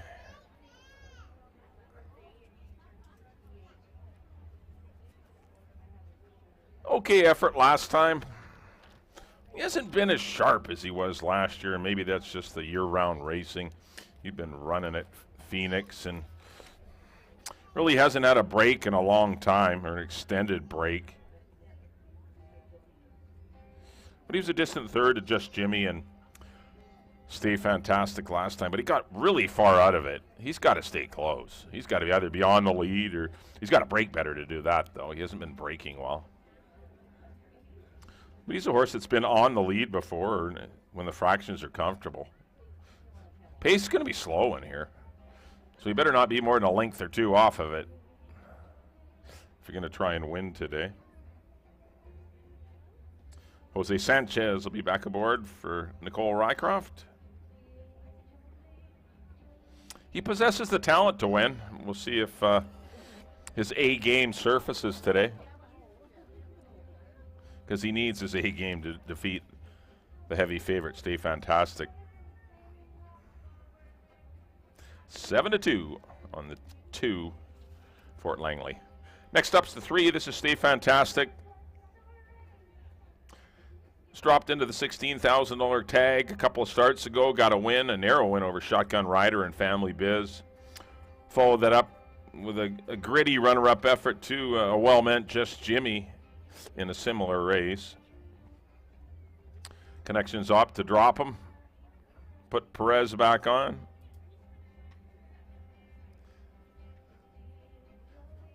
Definitely the horse to beat. He's going to get the lead, I would think. Unless the 5 goes. But still, regardless, he's going to get a very good trip. Stay Fantastic. He is your horse to beat. He looks great here in the paddock. He's going in good form for Edgar, and he deserves the 1-2 status. That's the 3 horse, Stay Fantastic. Number 4 will be Wisely Played. Conditional horse. He does fit the non-2 allowance. He's only won 1 race in his career. At 3 seconds and 7 thirds and 14 career starts. Distant third to Boitano and back in overdrive, but those horses are better than what he's facing. But he did have a good pace to run at. They were rolling. Back in overdrive was 23-1, 46 flat, 111 flat. They were rocking up front that day. But he's a sneaky good horse, Wisely Played. That was a good second to YVR. I think that's proving to be a pretty good race, that YVR $16,000 non-3. Kamal Santo, who did win aboard the Son of Numani last year, will return to the saddle for the first time and guide him today. He's currently 7-1. And number 5 will be Paint Me Lucky, an 8-year-old son of Painter for Peter Milburn and the Hastings Horsepower and Middaloosh Stables. Claimed for $4,000 in February in Phoenix. Made the 1 run here at Hastings. Didn't break well that day. Rushed up 3 wide. Really pressed up down the backstretch through a half and 46 flat, but couldn't stay the trip. He was waiver claimed that day. But really didn't take advantage of it. Up here for $10,000 today. Most of his better races were going long. He's a pace route horse, and that's what he gets today. He's going to get a race with no speed in it, so it's favorable for his running style. because he's a horse that probably needs the lead or at least to sit second off of slow fractions, and he's going to get that in this field of 4. Whether he's good enough to beat Stay Fantastic, Fort Langley, and Wisely Played, well, we'll find out in 8 minutes. But his numbers have been good. That 82 at Turf Paradise on December the 19th, that's an amazing figure, and beat a horse called Happy Happy, who's a real win machine down there at in Phoenix. Those are some tough starter races that he was in.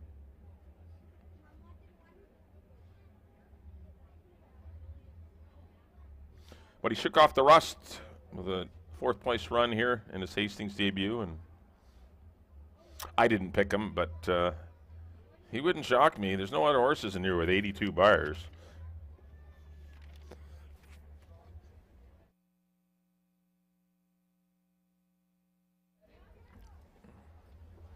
And there's a good look at Paint Me Lucky.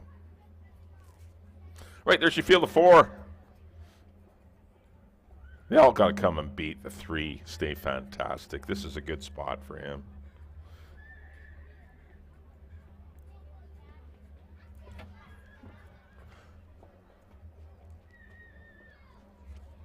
All right, they're heading out onto the track now for race number 4. Start of the pick 4, $20,000 guaranteed payout pool.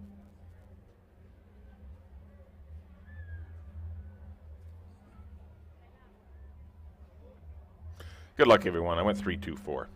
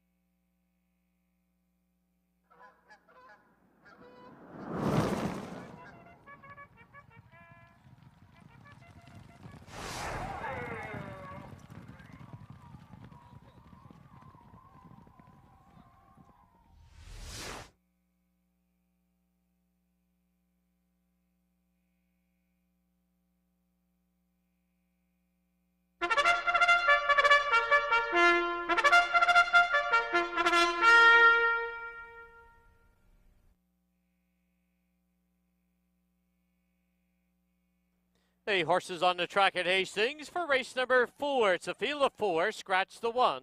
They're going to go a mile and a 16th. Exactor, Triactor, no show wagering. This race does kick off our $20,000 guaranteed. Pick 4. Post time in 6 minutes.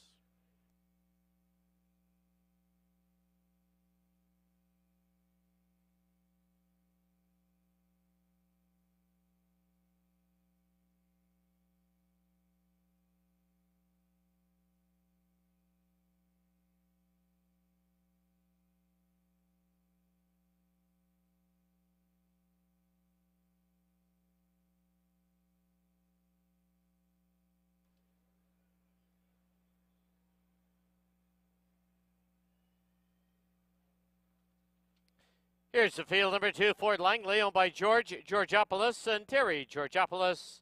Jose Sanchez aboard. Number 3, Stay Fantastic. Get the colors of the Todd Mountain Thoroughbreds. Amadeo Perez up. 4, Wisely Played. Owned by Warren Wilson, June Sutherland, Neil Stadskowski, Barry Hickman, and Leslie Small. Kamal Santo in the irons. And number 5, Paint Me Lucky, owned by Hastings Horsepower and the Minaloo Stables. The rider, Leary Cicheran. 4 minutes to post time. Your attention, please, for a late rider change in the 7th race. In the 7th, the rider at number 1, Jersey's Image, will now be Brian Budram Singh. Budram Singh rides the 1, Jersey's Image, in race 7.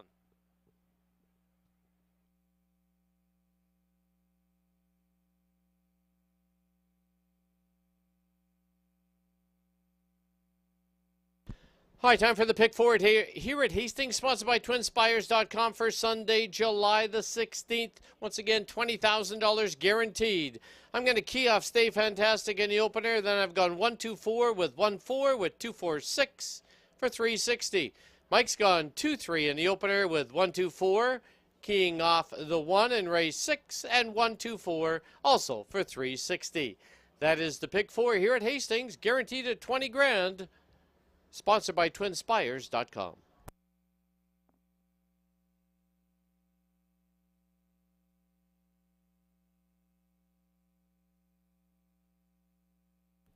Down to the paddock area and Bailey Williams.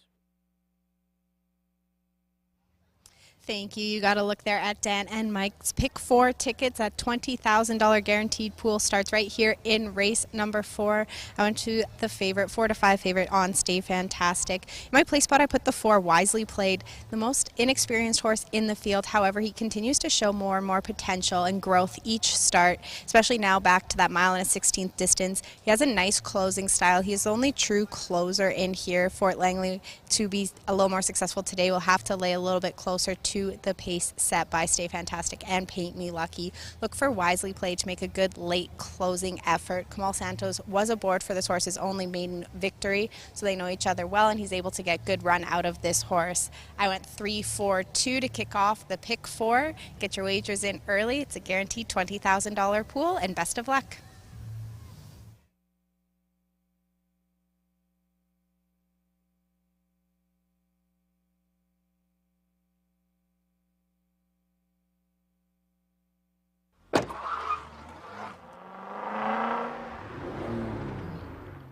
Key West Ford reminds you there are just 2 minutes left to place your wagers at Hastings.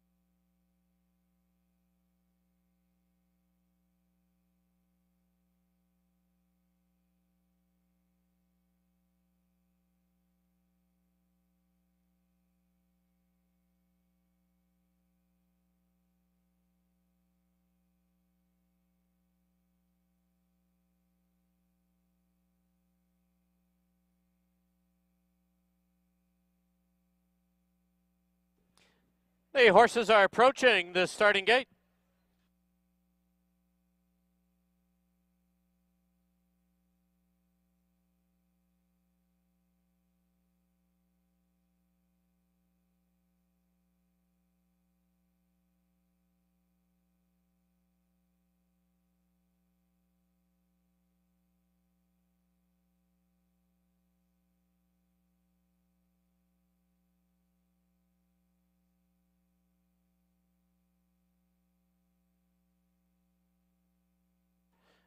Last chance to get involved in that $20,000 guaranteed pick 4 pool. First one up is Wisely Played.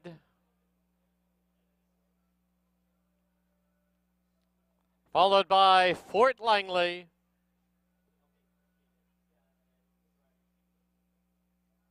Outside gate, Paint Me Lucky, and Stay Fantastic. 4 in, they're at the post.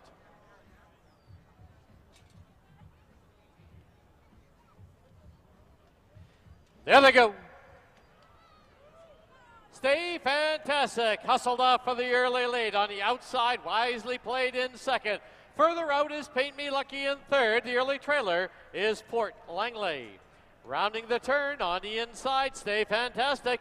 Paint Me Lucky, though, pressing up on the outside to grab the lead.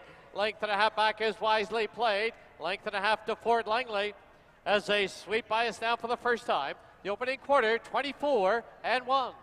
From the outside, Paint Me Lucky pops ahead in front. Holding the inside, though, is Stay Fantastic. 2 lengths back, Wisely Played, and 3 lengths further back is Fort Langley. Into the clubhouse turn they go, and Stay Fantastic from the rail now grabs a short lead again. Paint Me Lucky right there at his throat. It's 2 lengths back now to Wisely Played, and only a length and a half back to Fort Langley. Half was 47-3. As they head down the backstretch, Stay Fantastic on the inside, on the outside, Paint Me Lucky. They've opened up 3 now on Wisely Played, and on his outside is Fort Langley. As they race past the 5/16 marker, 6 furlongs, 112-2. Field is taking closer order. Stay Fantastic, Paint Me Lucky. Now moving 3 wide is Wisely Played. 4 deep on the track is Fort Langley. 3/16 from home. Stay Fantastic on the inside has a narrow advantage. And down the lane they come. Stay Fantastic leads it by a head. Paint Me Lucky, Wisely Played far outside Fort Langley. It's Stay Fantastic finding a little more. Stay Fantastic will go all the way. Wisely Played second. Paint Me Lucky third. Fort Langley fourth.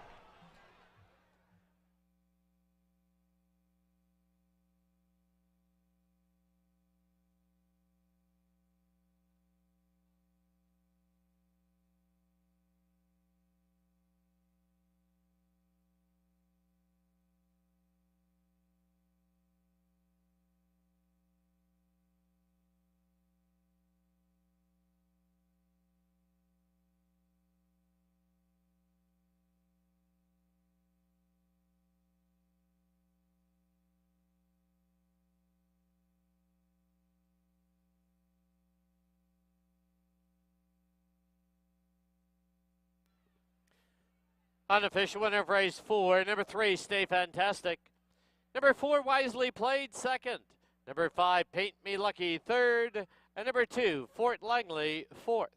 3, 4, 5, 2 unofficial.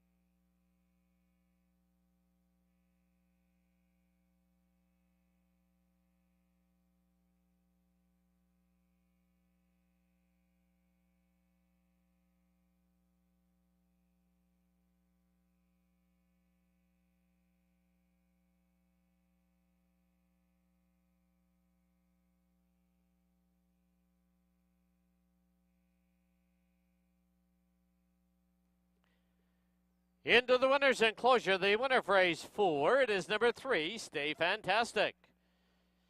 He's owned by the Todd Mountain Thoroughbreds, trained by Edgar Mendoza, assisted by Christina Mann, and the winning rider is Amadeo Perez. Officially now, with that win, Amadeo Perez becomes the leading rider in Canada for 2023.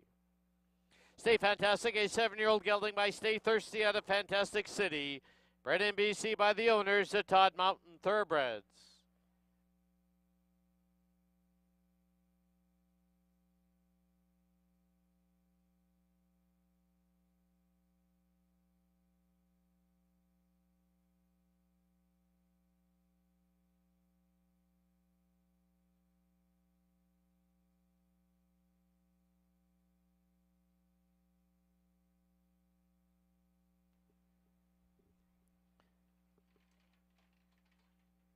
The exactor returned $8.50, $2 try, $38.90.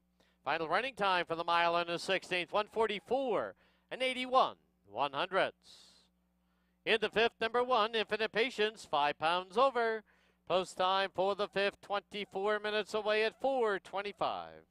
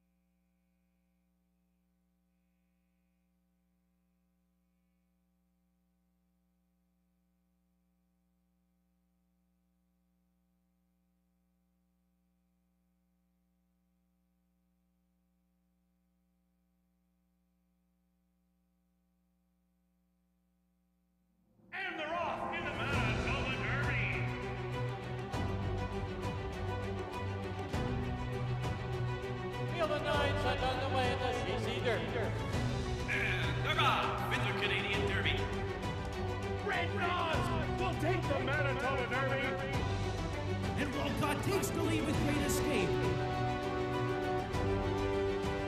Regal Bryant, Rowan Road to ride. Regal Bryant will win the Derby.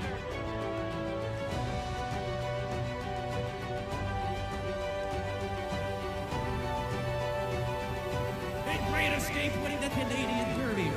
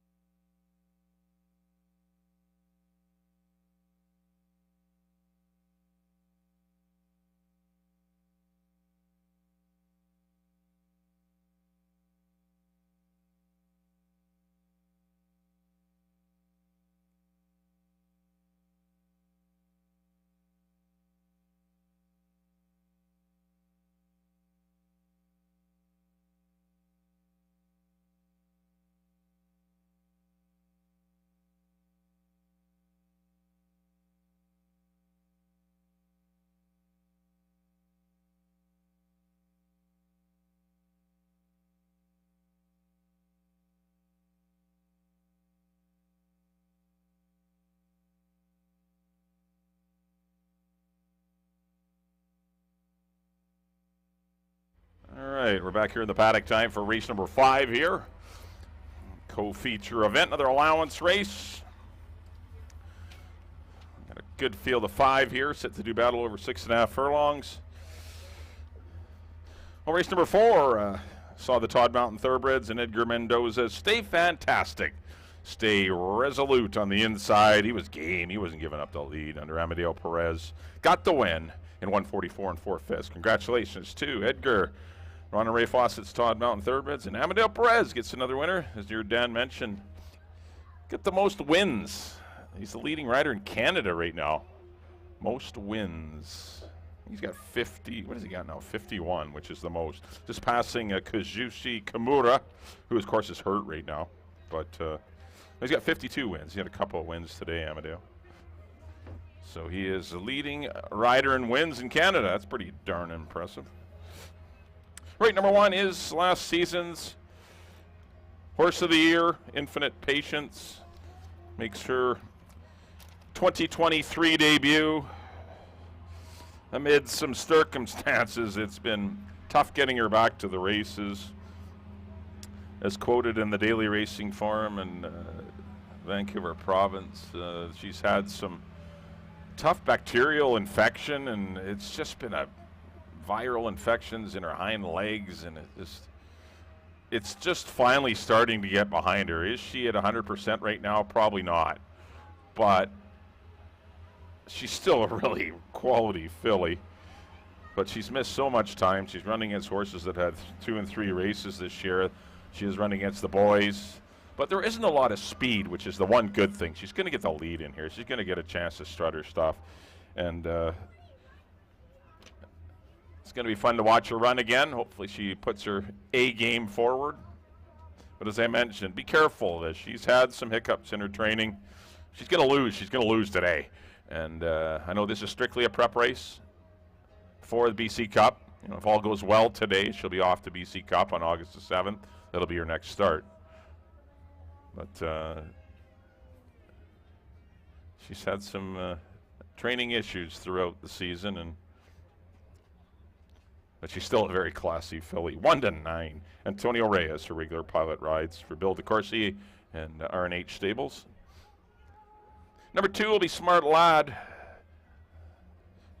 Nice win at the 25 non-4 level. Took advantage of a wild pace duel. Stablemate Belcara Park went out there with Bold Arch. Those two dueled each other to defeat. Turned it into a 2-horse race between him and Set to Shine, who's also in the lineup today at Smart Lad. Ended up winning that battle and getting the money. Things are tougher today, but gets the hot Amadeo Perez 13-1 on Smart Lad. Number 3 will be Just Jimmy. Nice win going long last time.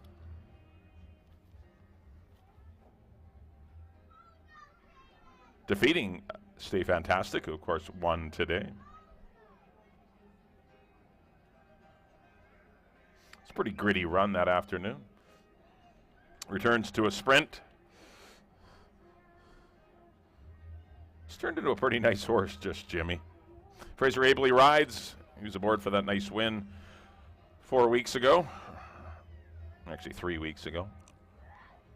He's 25-1, but because all the early money, I think we got about, what do we got, about $6,000 on Infinite Patience to win right now, which is throwing the tote board way out of whack. Number 4 will be Set to Shine. He's a neat horse. He missed the break last time. Antonio had him a little far back in that race, and he couldn't make up the needed ground. He ran a winning race, but he had to settle for second.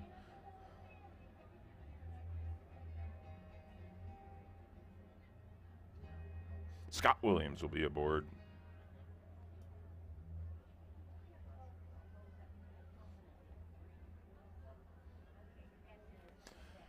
There's a good look at Set Shine. He'll be coming from off the pace. And number 5 will be Quick. Was very quick in his first up run this year. Went head and head with Bold Arch. They went crazy fractions. Ended up running last that day in the George Royal. Then they rated him in the Lieutenant Governor's. He ran an even race. He was stuck out wide. There was no pace on. It was just a tough race to take back. There ended up being no speed in the race. And he was always wide and just never in position. He'll be in position today. He should be up close to the pace under Karen Kellowan. Probably take a good tracking trip behind Infinite Patience.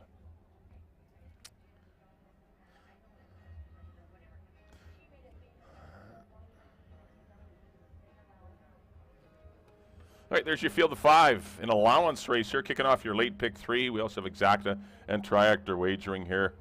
All eyes on the 1, Infinite Patience, as he makes her return. She's a 10-race winning streak, 9 stakes in a row. No stakes races today, but she's been pretty much untouchable the last 2 years. Banking just over $600,000 in her career.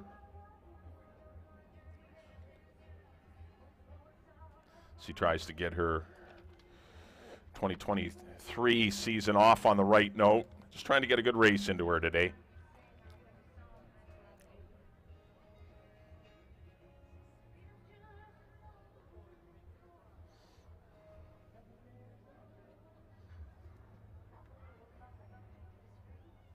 As the riders are now coming out for their instructions from the trainers, and we'll get the late pick 3 underway. Good $25,000 per share allowance event, going 6.5 furlongs. I went 1, 2, 4. The 2 and 4, actually 2, 3, 4 for me are all really close. The 2, 3, and 4, but I got to pick somebody second and third. But if the 1 doesn't fire her A race, the 2, 3, and 4 are all eligible to win it. So we look at Be Quick. Just don't know about Be Quick. That's my little concern with him. Whether he's going to get back to his form of a couple years ago. But he's eligible on his best day. Good race. Right, set for post parade now for race number 5, our feature event of the afternoon. We'll send it up to Dan for the post parade of this afternoon's 5th.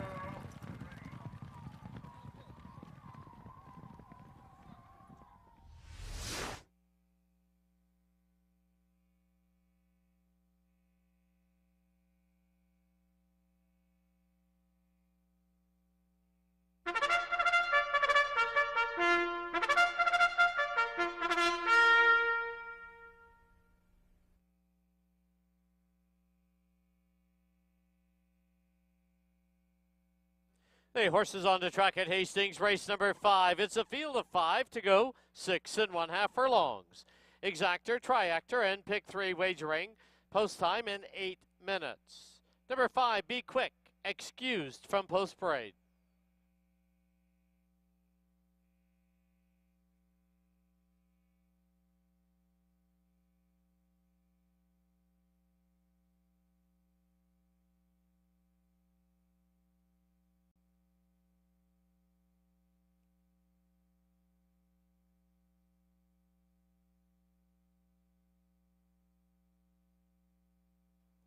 Here's the field number 1, Infinite Patience, owned by Bill DeCourcy in the RNH stable. The rider, Antonio Reyes. Number 2 is Smart Lad, owned by George Gilbert. Amadeo Perez aboard. 3, Just Jimmy, owned by Don Tedorenko. The rider's apprentice, Fraser Abley. Number 4, Set to Shine, in the colors of the Bennetts, with Scott Williams in the tack. And number 5, Be Quick, owned by the Whitehall Farms. The rider is Kieran Kellewan. 6 minutes to post time.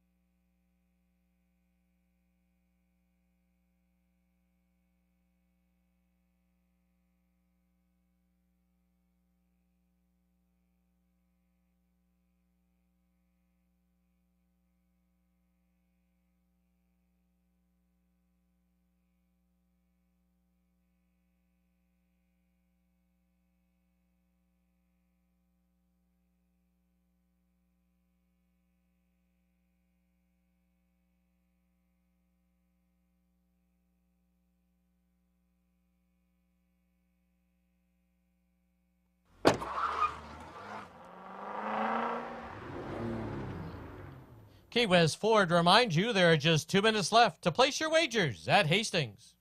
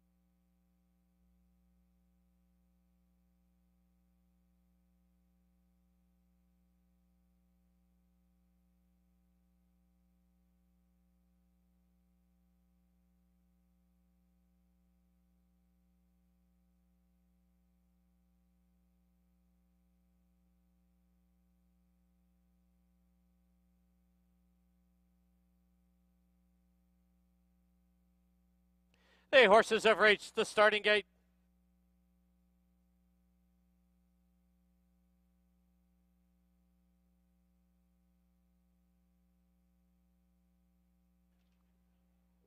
Loading in now for the 5th. Last one up to the outside gate will be Quick.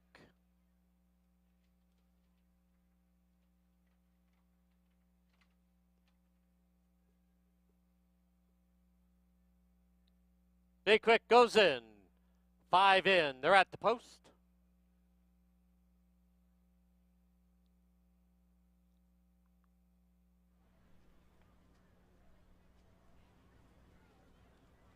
There they go. From the rail, Infinite Patience. Now from the outside, here comes Be Quick, rolling up on the outside. Just Jimmy right there. As they pass by us now, it is just Jimmy from the rail with the lead by a half. Be Quick, second by 3/4 of a length on the outside, Smart Lad. Infinite Patience now in behind horses, and on the outside is Set to Shine. Into the clubhouse turn they go, and Just Jimmy shows the way now by just over a length. From the outside, Be Quick. Infinite Patience full of run, but nowhere to go. Smart Lad ranges up on the outside and Set to Shine. As they head down the backstretch, opening quarter, a moderate 22 and 3. And it is still with the lead, just Jimmy. Be Quick right there, Smart Lad, Infinite Patience, two off it, in fourth, and Set to Shine, now put under a drive. The half, 46 and 3, past the quarter pole they go, and just Jimmy leads it over, Be Quick. Moving up, Set to Shine, far outside, Infinite Patience crying out for room as they turn for home. It is just Jimmy, but here's Set to Shine, rambling up on the outside. Set to Shine now grabs the lead. It's Set to Shine, just Jimmy. Set to Shine to win it by a length. Just Jimmy second, going to be close for third. Be Quick and Infinite Patience.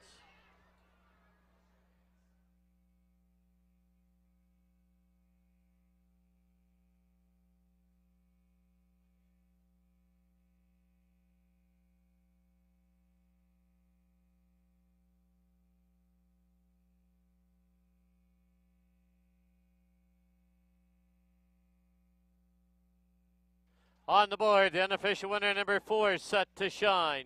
3, Just Jimmy second. Photo for third. Hold all tickets.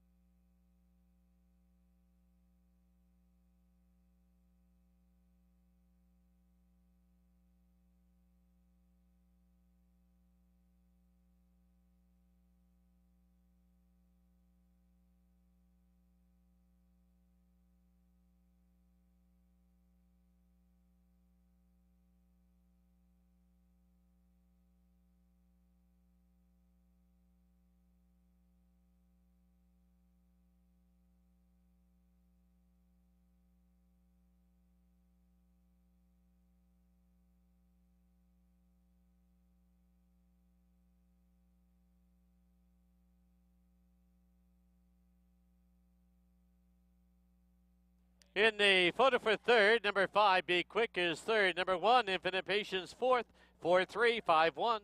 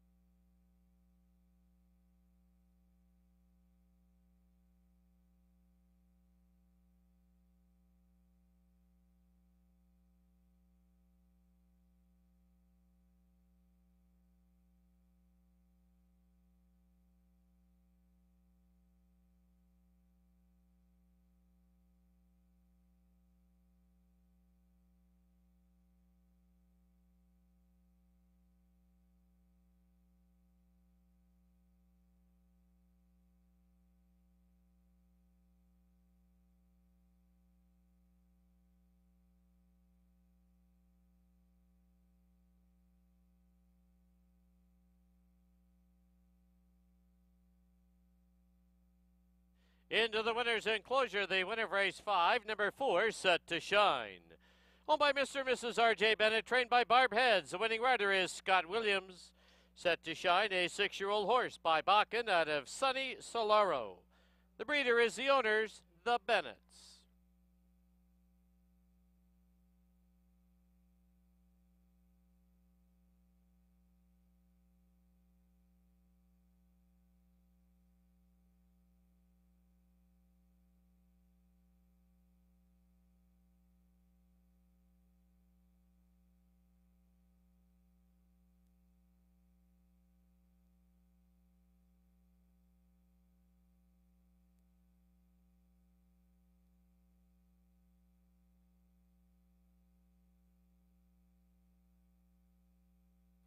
The fourth ray exacta, $2 price, $70.20. The $2 try was $2.66. And the pick 3, you need 3, a $3 price, $75.40. Final running time, 1:17 and 22 100ths. Race 6, number 1, Acatania Arrival is on the Lasix program. Post time should be 24 minutes away at 4:57.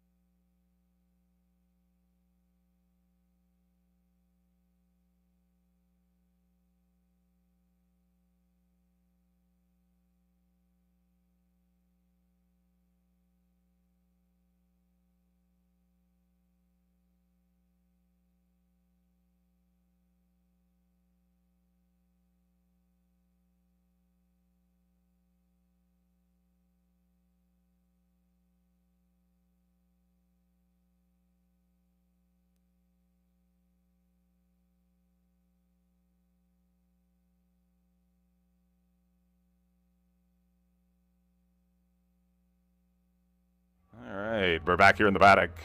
Time for race number 6 here at Hastings. Another allowance race.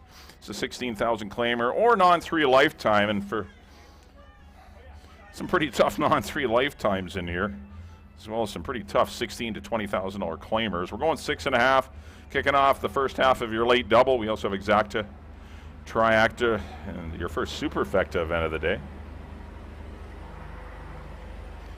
Well, congratulations at race number 5 to Russ and Lois Bennett, set to shine, who comes from last to first, despite the slow fractions up front. Loops the field under rider Scott Williams.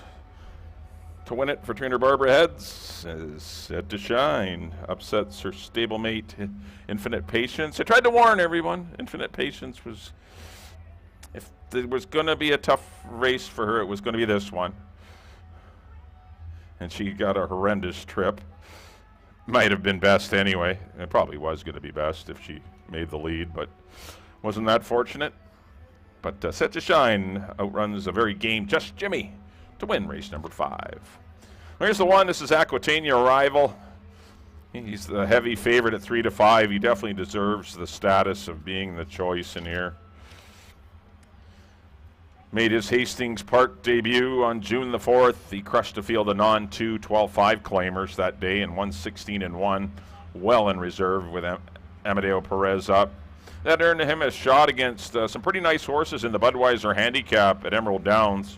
He ran a very good third, chasing some wild fractions that were being set by the winner, Bridle Up to the Bar. And the last season's Longacres Mile winner, Slew's Tiz Whiz, just touched Aquitania Arrival at a second, right on the line. But he got beat by 2 pretty nice horses. He gets back into allowance company today. He's got to be tough in here. He looks great in the paddock, and he's definitely your horse to beat. Yeah. 3 to 5 on Aquitania Arrival for Pete Redekop, and Barbara Heads looking for her 3rd training win on the day. Number 2 will be I'm Corfu, one of 2. Well, Peter Milburn, actually Dave's trains the other one, but the Hastings Horsepower Minnaloushe Stables I'm Corfu.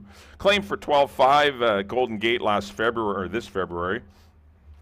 Was given a lot of time off before resurfacing and running in a non-2 allowance here at Hastings. Didn't break well that day, but then rushed up to be part of the pace. Got quite tired late. Did lose to Pursue and former stablemate Tiz Vicious that day. This race doesn't get any easier, and in fact it's tougher. Brian Boudram Singh will be aboard I'm Corfu. Got some speed. I would expect him to be close to the pace. 3 will be Sir Bregovic. He's another one that has front ends. There's a lot of horses in here that want to be on the lead. It'll be pretty crowded up there. There's Sir Bregovic, classy 7-year-old that's won 7 times. He already has a nice win at the $25,000 level. Followed that up with a 3rd behind Florida Gator and Smart Lad. Then tried to go long and ran into a pretty nice horse in the older horse champion At Attention in an allowance race. He drops down for 20, but he doesn't find any easier of a race. That's the tough part about Sir Bregovic and Bold Arch. Both are dropping in search of easier spots.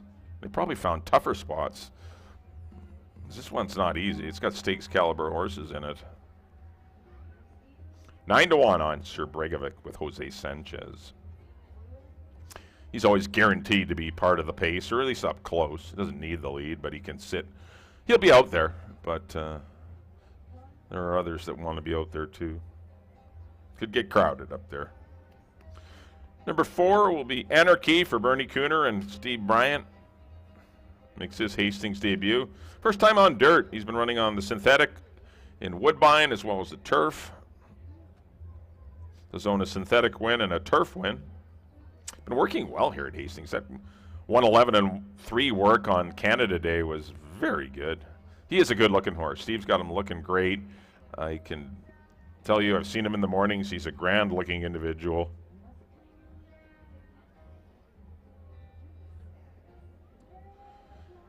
Karen Kellawan will ride. He's another one that likes to be close to the pace. Both of his wins came in wire-to-wire fashion. I'm not sure if he can get the lead in here, though. But we'll see. 9-2 on Anarchy. And there's a good look at him. Number 5 will be Bold Arch.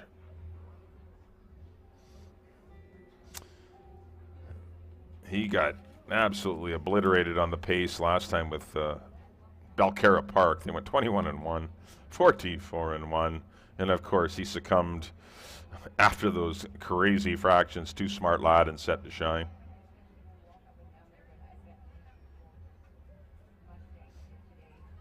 He's going to try and get the lead, I would think. I don't know.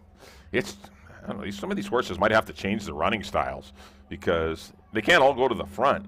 Got 6 horses in here that the best races are when they go to the front. Something's got to give. Good works, though, since his last race. Silvino Morales has been the regular pilot for John and Kim Morrison and Robin Sadler. Bold Arch is at 5-1.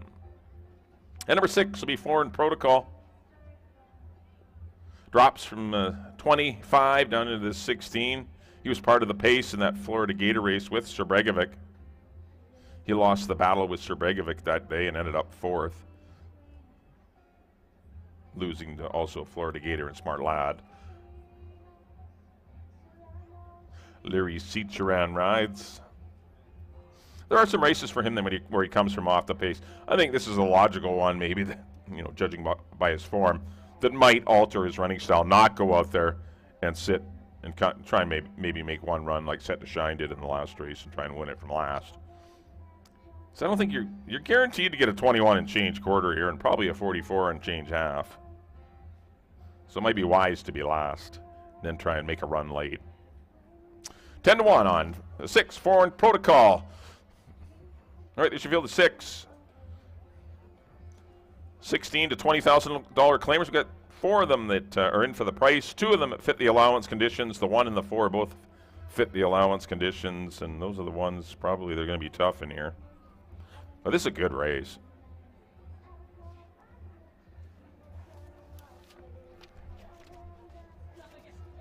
I went 1, 4, and 5.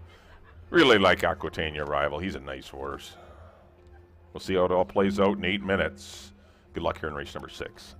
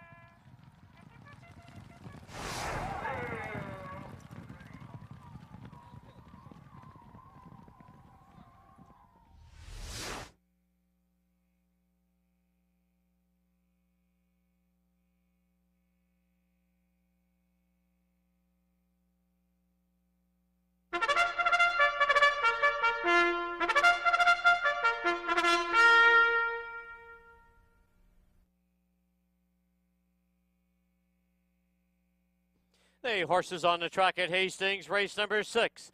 This is the Greater Vancouver Mustang Association purse. Field of 6 to go 6 1/2 furlongs. First half of the double, exactor, try, and superfecta wagering. Post time in 6 minutes.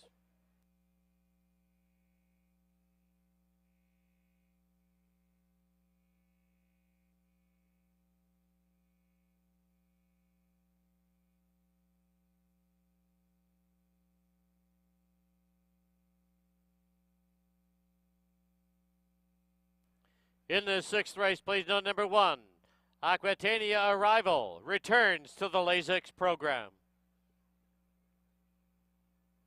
Here's the field, number 1, Aquitania Arrival, owned by Peter Redicott, BC Limited, the rider Amadeo Perez. Number 2, I'm Corfu, owned by Hastings Horsepower, And the Miniloo Stables, the rider Brian Budramsing. 3, Sir Bregovic, go by Sean Strachan and Karen Strachan. Jose Sanchez aboard. Number 4 is Anarchy, owned by Bernie Cooner. Rider Kieran Kellawan. 5, Bold Arch, owned by John and Kim Morrison and Robin Sadler with Silvino Morales. And the 6, Foreign Protocol, owned by the Milburn Legacy. The rider Leary Cicheran. 5 minutes to post time. All right, time to do our 50-50 draw for the downtown Eastside Neighborhood House. Let's go down to the paddock and Bailey Williams. Thank you, Dan. Just 5 minutes away from race number 6. An exciting field here, but we got some excitement with that 50-50 draw. So if you have tickets, make sure to get them out. The winner today gets $1,179.95, joined by Ava from the downtown Eastside Neighborhood House. So give it a big shake and let's see who our winning ticket is.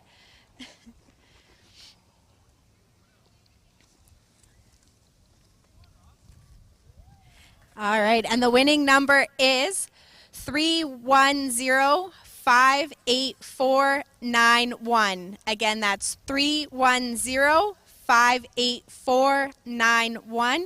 Head on over to the blue Hastings tent outside the winner's enclosure to claim your prize. You have 15 minutes. If nothing is claimed, there will be a redraw. So if that wasn't your number, hang around the tent and you might just get lucky yet still.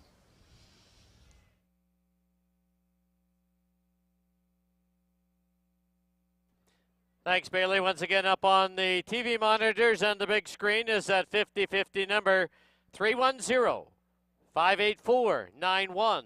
It's worth $1,179, and you have 15 minutes to claim your prize at the tent located outside the winner's enclosure.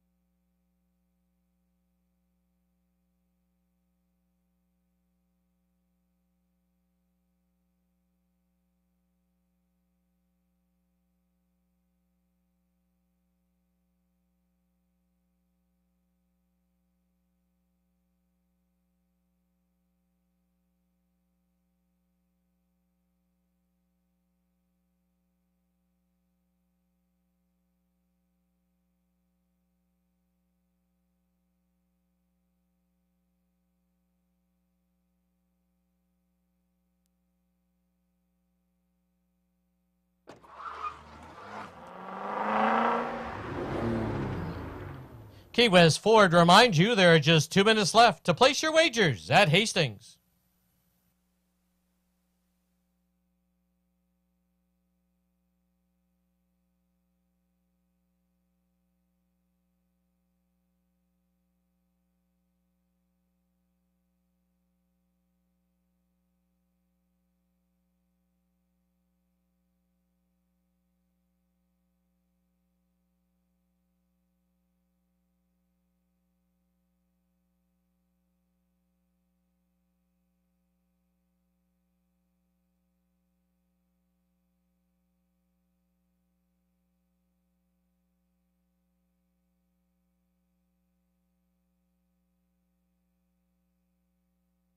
Under a minute to post time at Hastings, less than a minute.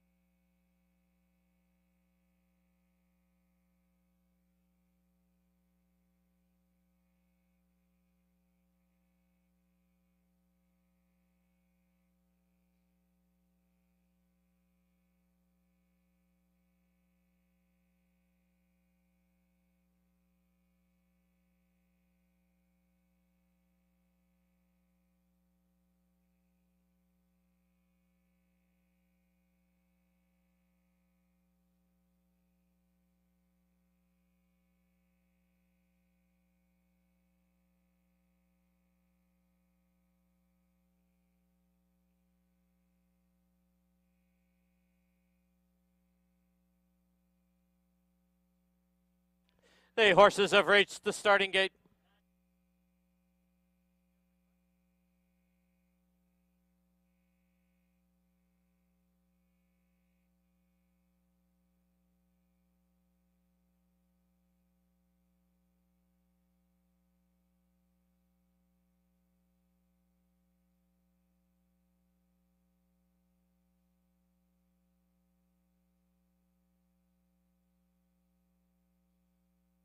And just a note to our on-track guests that the 50-50 ticket has been claimed. Loading in now for the 6th at Hastings, the Greater Vancouver Mustang Association Purse. Aquitania arrival to the inside gate. I'm Corfu, gate 2. Anarchy has been loaded. Bold Arch. Outside gate 4 in protocol. Last the 6, Sir Bregovic. 6 in. They're at the post.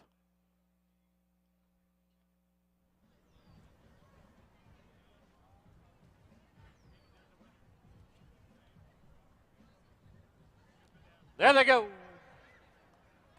Aquitania arrival from the rail has a narrow lead. Sir Bregovic and Bold Arch come to make a line of 3. I'm Corfu gets away in 4th. Settling in 5th now is Anarchy.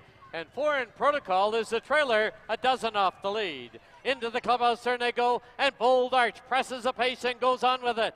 Bold Arch leads it now by a length and a half. Sir Bregovic second by 2. It's Aquitania arrival in 3rd by 3. I'm Corfu, Anarchy, the trailer, 4 in protocol. The opening quarter at 21 and 3. Midway on the back stretch, and now 3 furlongs to run. And Bold Arch leads it by a length and a half. Sir Bregovic in 2nd. Aquitania arrival at the rail in 3rd, and now asks for more run. Then a gap of 3.5 to I'm Corfu, Anarchy on the outside, and 4 in protocol. Half was 44 and 3/16 from home. They have to come and catch Bold Arch. And Bold Arch leads it by 3. And down the lane they come with Bold Arch in command. It's Sir Bregovic in 2nd. At the rail, Aquitania arrival. And I'm Corfu. Bold Arch goes all the way. Wins it by almost 4. Sir Bregovic 2nd. I'm Corfu 3rd. Aquitania arrival was 4th.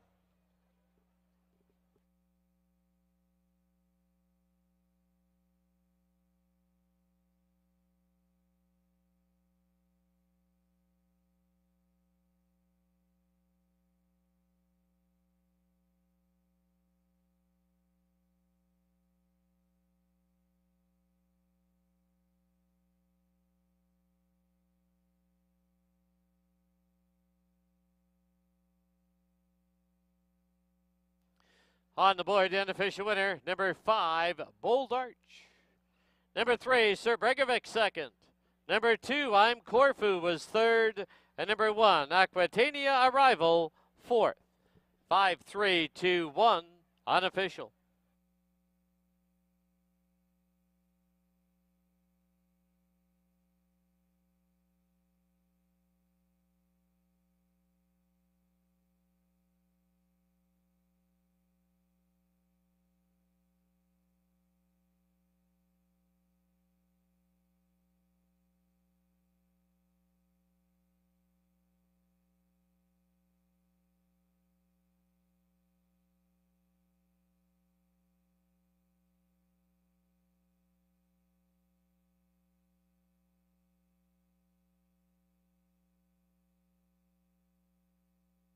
Please note the inquiry sign has been posted. Hold all tickets. We have a rider's claim of foul, 3 against 5. Hold all tickets.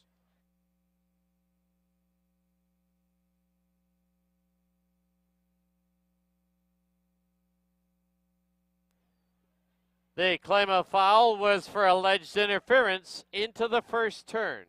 This is a rider's claim of foul, 3 against 5.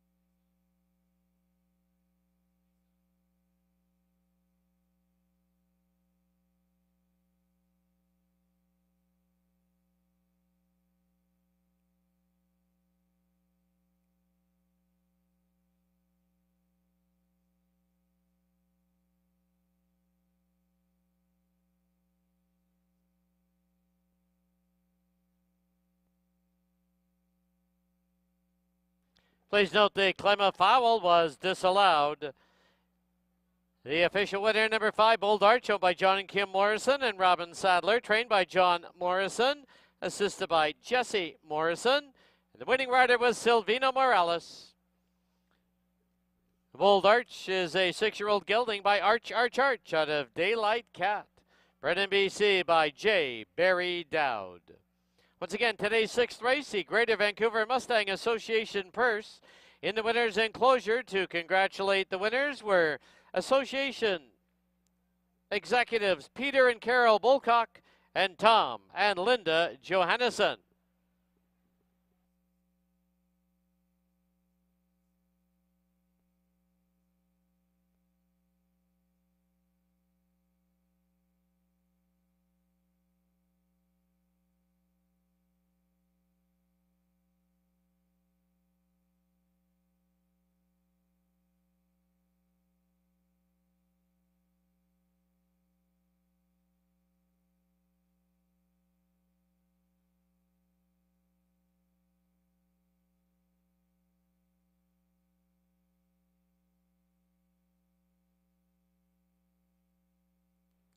The result is official.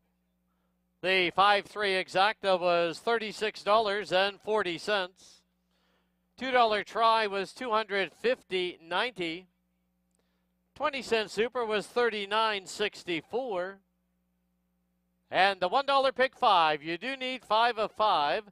It returns $1,155.10. Final running time for the 6 1/2 furlongs, 1:15 and 89/100. In the 7th, the rider in number 1 Jersey's Image is Brian Budramsing. Please note we have a late scratch in this 7th race. Late scratch at number 3 Champiosa by order of the stewards on advice of the track veterinarian. Number 4 Self-Serving 5 over. Number 5 Remember the Alamo 2 over.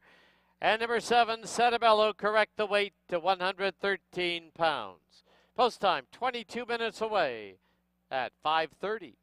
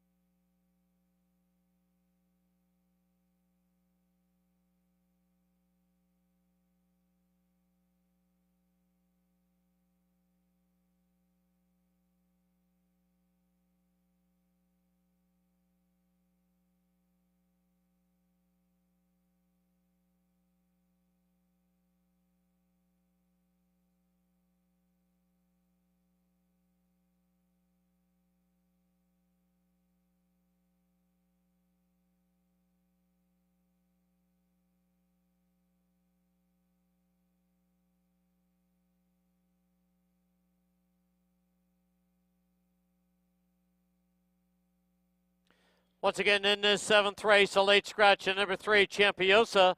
All win, play, show, exactor, triactor, superfecta, and super high 5 tickets will be refunded. Any multi-leg pools, you will receive the board favorite at off time. Okay, welcome back to the paddock here at Hastings. You heard Dan mention number 3, Champiosa, has been scratched. Scratched the 3, Champiosa. Left with a field of 6 $4,000 claimers that have not won 2 races.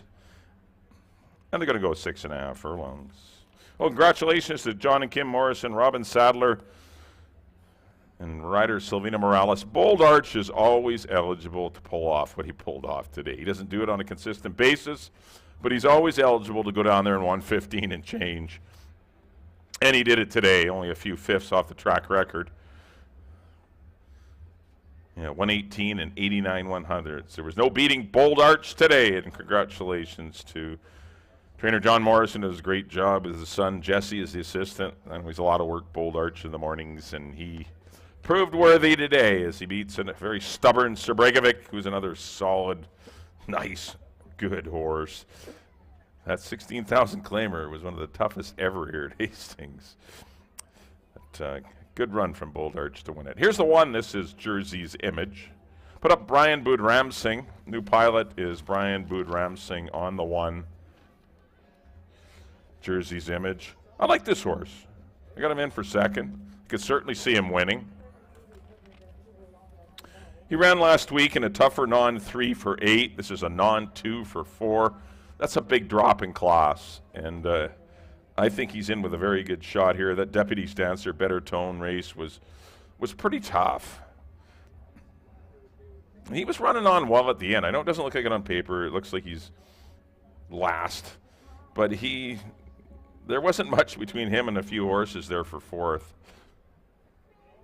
And he kind of got shuffled back, and but Brian Bood-Ramsing rides for the injured Curry Powell, who was okay. I'm sure we'll see him next week. Good price, 8-1 on Jersey's Image. Number 2 will be 3 Day Bender. Willow Creek Farms and Steve Henson. Antonio Reyes had a choice of the 2 and 4. He ends up on the 4. So Amadeo Perez lurking in the weeds. Picks up the mount on a pretty live one here. He ran by far his best race of his career. I didn't know where that race came from, but it surfaced as he got pretty easy fractions, but sprinted home to win in 118 and 4. Obviously, things are tougher here today. But he's interesting, and anytime you got Amadeo on 1, you must pay attention. 4-1 on 3 Day Bender. Number 4 will be Self-Serving, your 3-5 favorite. This is the one Antonio Reyes surfaces on. Broke his maiden on him first time out, setting very slow fractions and going on to win. Came back against Barney Google in a non-3 for 8, Deputy's Dancer and Monty. Got a little far back and ended up flying late. He was running good at the end of that one. He's come back with a couple of good works, especially the July 9th move in 1 minute and 4/5.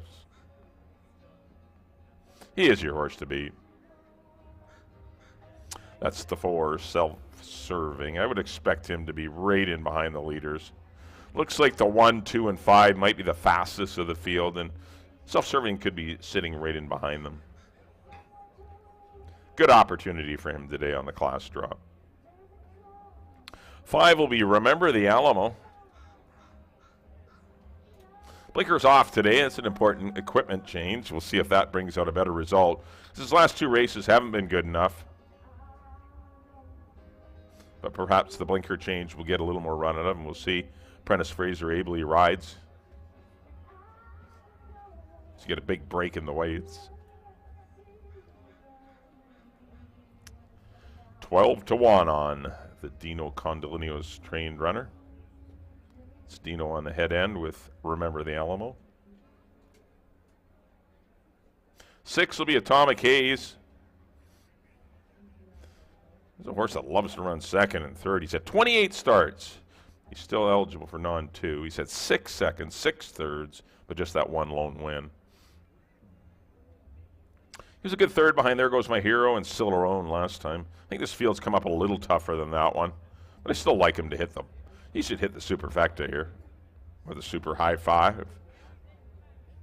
Ridge Balgoman rides for Charlene Miller. And the 7 will be Setabello for Barb and Steve Taylor. Rob Maven, the conditioner. Gord Gregory gets his first ride here at Hastings.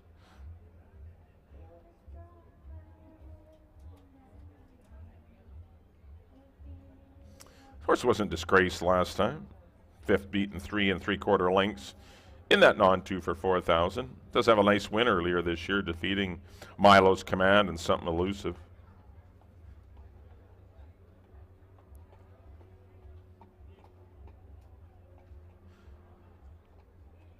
Just got to overcome the outside draw. That's the only little tricky part. He's getting some play at 9-2. That is the 7, Setabello. Right, don't forget we're racing next Saturday and Sunday. Next Saturday is the Cup. It's called the Cup. It used to be called the Dayton Cup. It's called the Cup. I know we can't say Dayton. I just said it again. But there is charged admission. I don't know what the charge is. Like $75 to $100 to get in. So.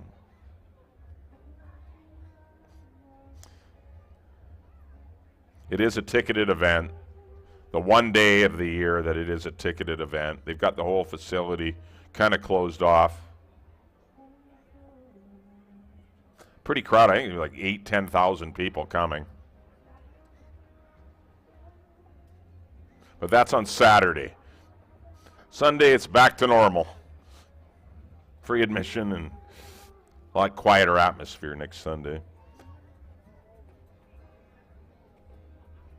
But we'll have 8 races next Saturday. First race to go at 2 o'clock.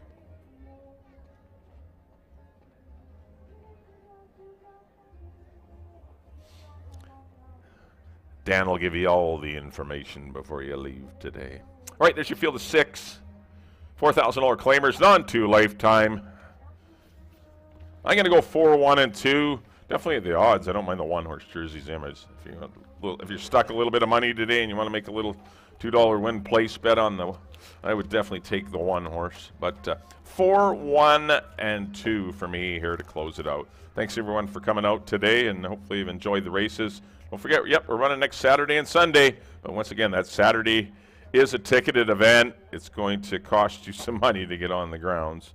So beware of that. If you're not into fancying that, then go to your local TBC. They're in New Westminster, Starlight. Of course, you got Surrey with the Derby Barn Grill, South Surrey. You got Fraser Downs. You got a lot of off-track locations to go watch the races if you're not going to come out next Saturday. Right, good luck everyone on the last. Let's send it up to Dan for the post-break.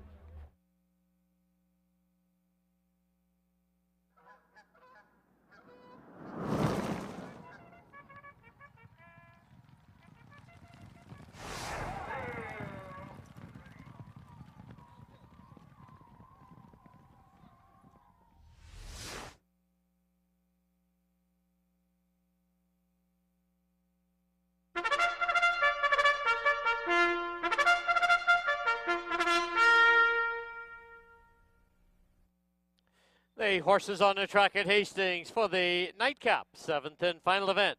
Field of 6 now, scratch the 3, Champiosa. The rider on number 1, Jersey's Image, Brian Budramsing.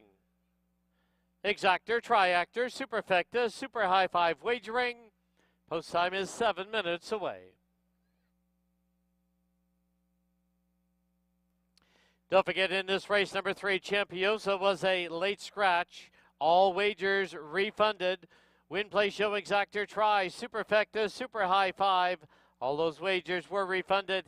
Any multi-leg tickets you will receive the off-time favorite. Here's the field, number 1, Jersey's Image, owned by Mr. and Mrs. Harold Bearby. Brian Budramsing in the tack. Number 2, 3-Day Bender, owned by the Willow Creek Farms. Amadeo Perez rides. 4, Self-Serving, also owned by the Willow Creek Farms. Antonio Reyes up. 5, Remember the Alamo, owned by the Swift Thoroughbreds Incorporated. Apprentice Fraser Abley aboard. 6, Atomic Haze, owned by Charlene Miller, Ridge Bell Gobin. And number 7, Santabello, owned by Barb Taylor and Steve Taylor. Apprentice Gordon Gregory in the irons. 5 minutes to post time.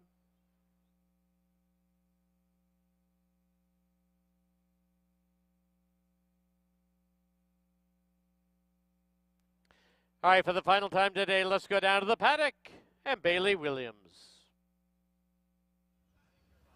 Thank you, Dan. Just 5 minutes from the Sunday finale here, and I'm heading to the Steve Henson Willow Creek Farms horses for that exactor in here. 6-5 on the 4, self-serving. He was very impressive in his debut. They jumped him up the ladder a little bit, and he did not disappoint too much in that race. It did not get the top 3 position, but he's very calm here today on Post Parade. He does come out of the paddock late. He's a little bit of an exciting horse sometimes, but he's holding his composure well here today, and I really like what I'm seeing from him so far.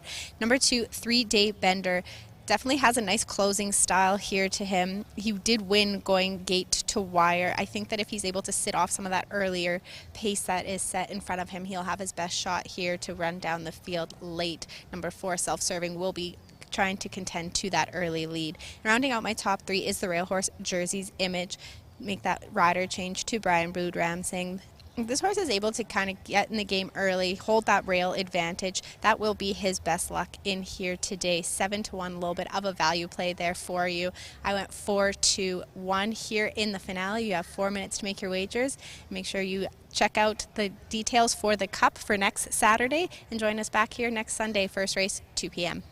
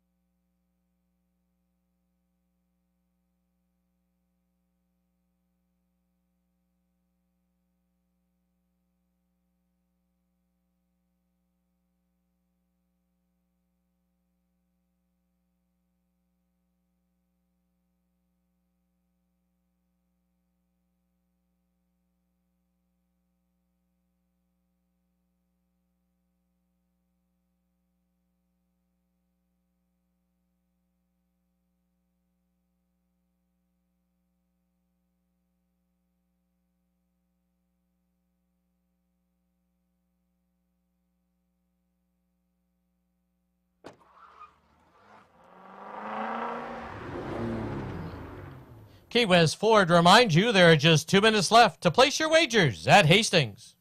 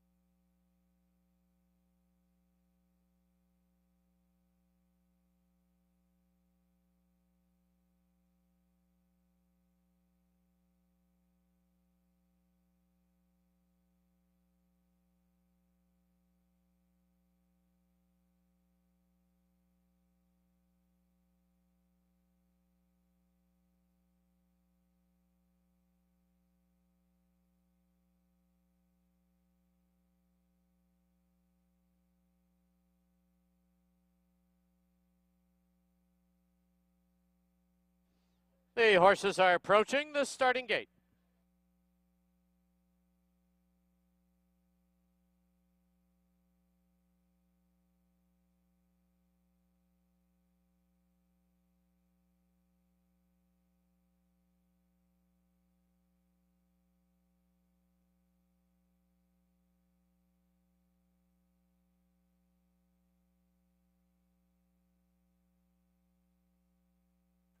The horses have reached the starting gate.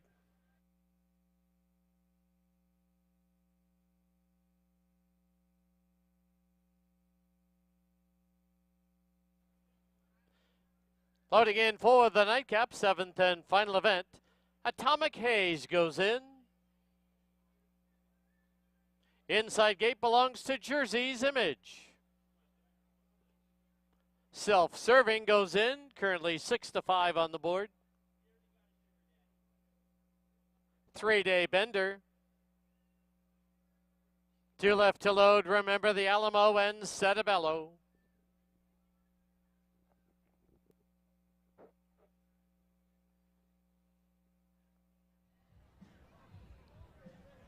Setabello in, 6 in, they're at the post.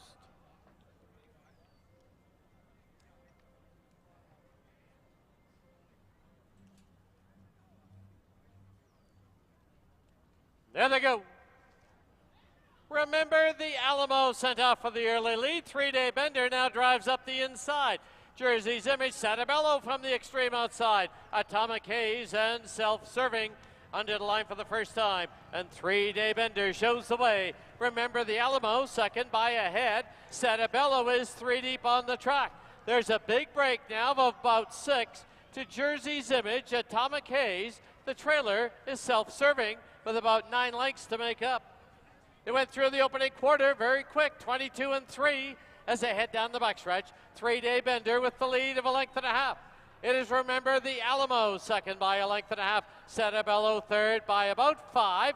Jersey's Image, Atomic Haze, and Self-Serving yet to get underway. The half was 46 and 4. Quarter mile from home. 3-day bender is clear by 2.5. Remember the Alamo second by 3. Setabello is third. Atomic Haze as they get set to turn for home. 3-day bender confronted by Remember the Alamo. And down the lane they come. New leader. It's Remember the Alamo. And he strides clear by 3. 3-day bender, Atomic Haze, and Jersey's Image. Remember the Alamo wins the nightcap. 3-day bender second. Jersey's Image third. Self-Serving fourth. Photo for fifth.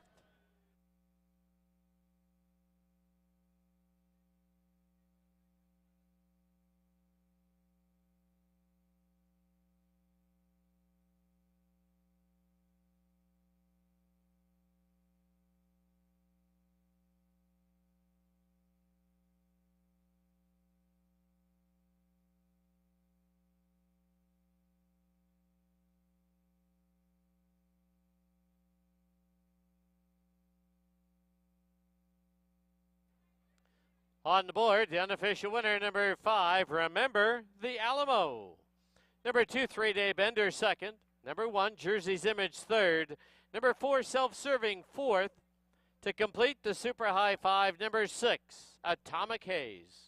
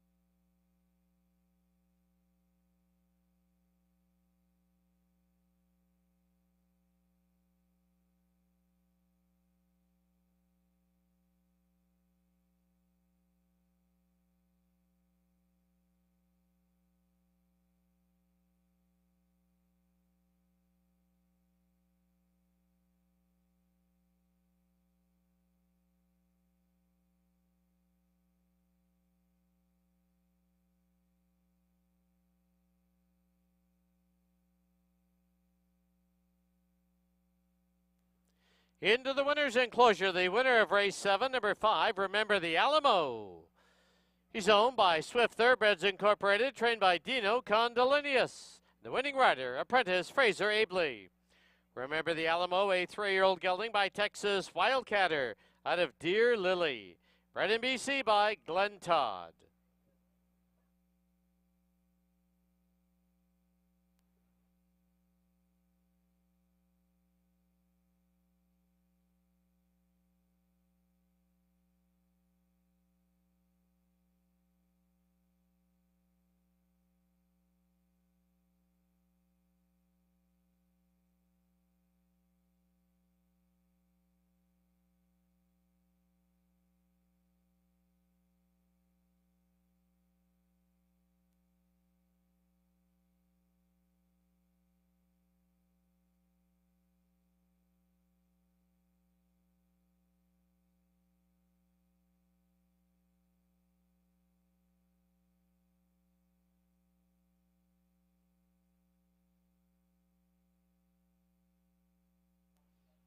The result is official. 5-2 Exacta returns $125.90. $2 try was $432. Pick 3 and need 3 of 3, $270.20. Pick 4 pays $121.14. 20-cent super was $52.70. The double 5 and 3, $8.20. Super high 5 pays out $521.46, $451. And the late double 5 and 5, $73.90.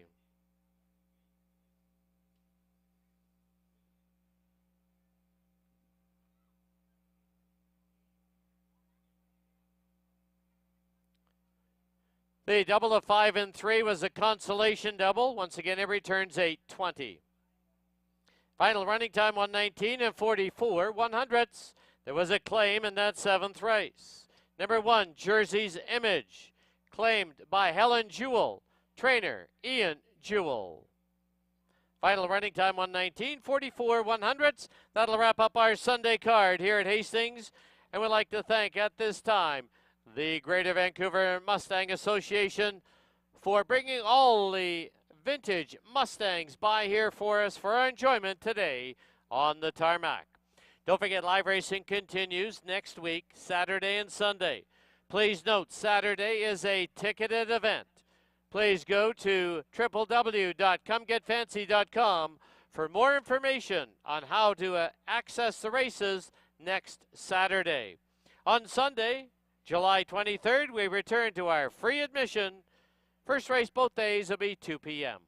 Simulcasting continues in our race book until 8 p.m. this evening, and the gaming floor is open.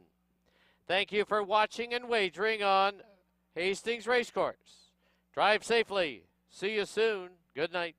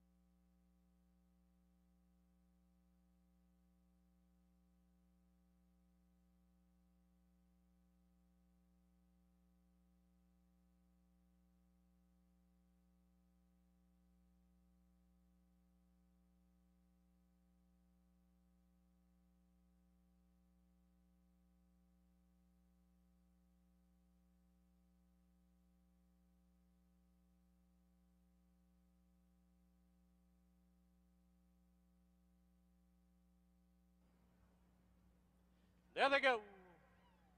Counteract went to his knees at the break, but has recovered. From the inside, Backshacks on the early lead. Here comes Majestic Street, rolling up on the outside. In between them is Counteract. It's about 4 back to Sharpsand, and 4 more back is Road Closure. Into the clubhouse turn they go. Backshack has the rail and a short lead. Majestic Street trying to drive it up on the outside. Counteract sits in third by 3. Then Sharpsand and 2 back, Road Closure. Opening quarter at 21-4 as they head down the backstretch. Majestic Street from the outside now by a half. Backshack second by 3. Moving up on the far outside, Road Closure. Sharpsand saving ground at the rail, and Counteract in between them. They've reached the far turn, a quarter to home. The half, 45 flat. From the outside, Majestic Street now by a neck. At the rail, Backshack. Sharpsand is only a length and a half back in third. Counteract and Road Closure as they turn for home. Majestic Street with a short lead, and down the lane they come. Majestic Street. Here's Sharpsand emerging on the outside, and Backshack at the rail. 3 across the track. Sharpsand, Backshack, they hit the wire. It might be Sharpsand over Backshack, going to be close. Majestic Street and Counteract, followed by Road Closure.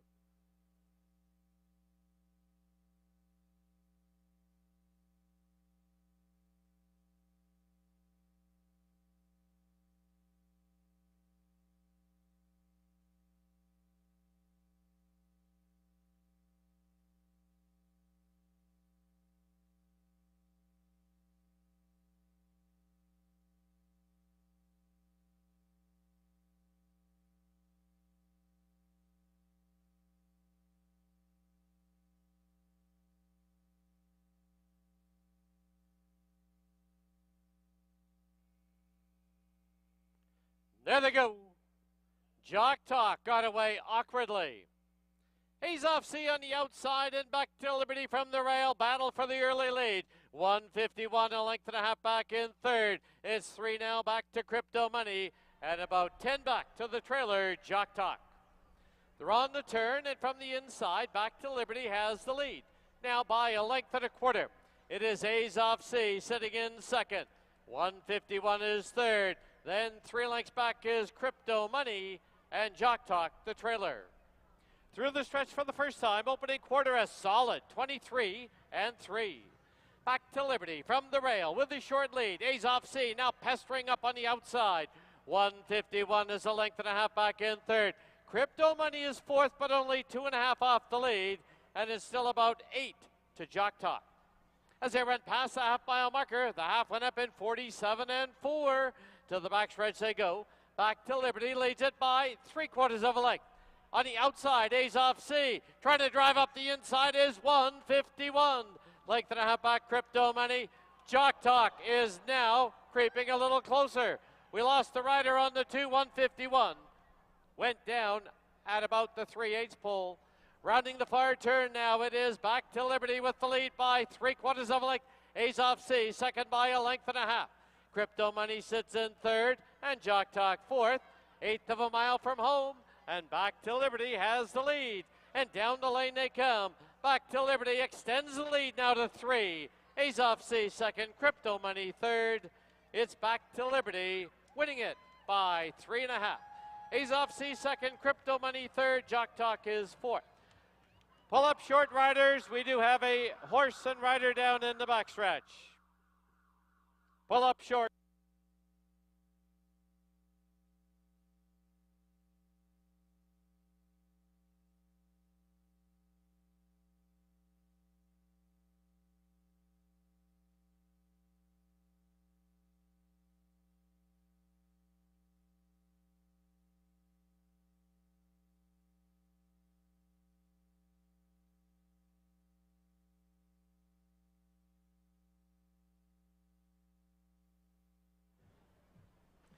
There they go. Sloop John B. put right on the early lead. Accordingly, drives up on the outside. Cab Sav now slips through at the rail, followed by Ehrlich, and Logical Al is the early trailer. Rounding the far turn, and Cab Sav from the rail leads it by a neck. Sloop John B's on the outside, second by a length and a half.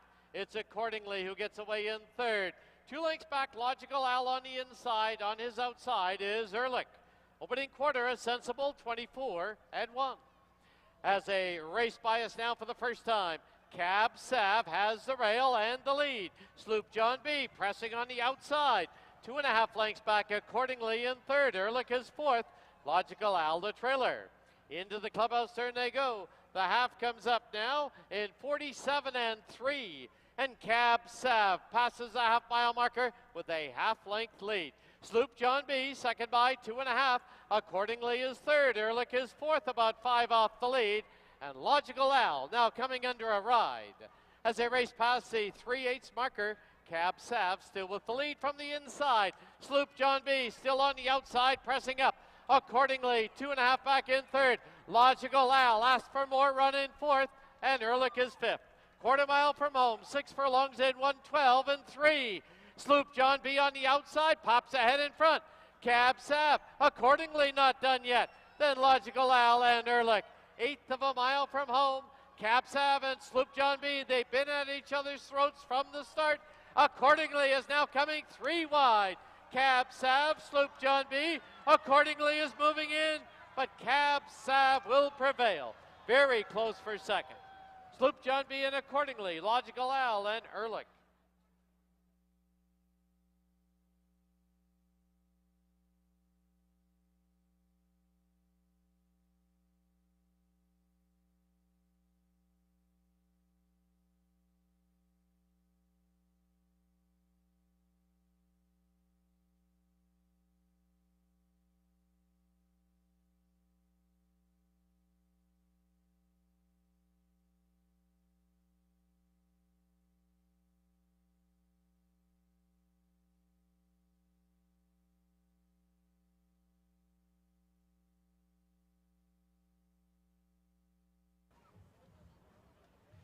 There they go.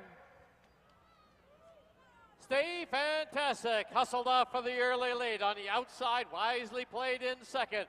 Further out is Paint Me Lucky in third. The early trailer is Fort Langley. Rounding the turn on the inside, Stay Fantastic. Paint Me Lucky, though, pressing up on the outside to grab the lead. 1.5 back is Wisely played. 1.5 to Fort Langley. As they sweep by us now for the first time. The opening quarter, 24-1. From the outside, Paint Me Lucky pops ahead in front. Holding the inside, though, is Stay Fantastic. 2 lengths back, Wisely played, and 3 lengths further back is Fort Langley. Into the clubhouse turn they go, and Stay Fantastic from the rail now grabs a short lead again. Paint Me Lucky right there at his throat. It's 2 lengths back now to Wisely played, and only a 1.5 back to Fort Langley. Half was 47-3. As they head down the backstretch, Stay Fantastic on the inside, on the outside, Paint Me Lucky. They've opened up 3 now on Wisely played, and on his outside is Fort Langley. As they race past the 5/16 marker, 6 furlongs, 1:12-2.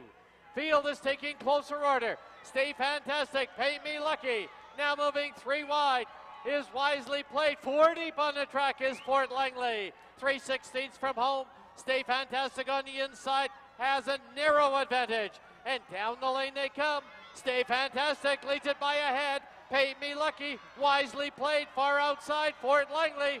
It's Stay Fantastic finding a little more. Stay Fantastic will go all the way. Wisely played second. Paint Me Lucky third. Fort Langley fourth.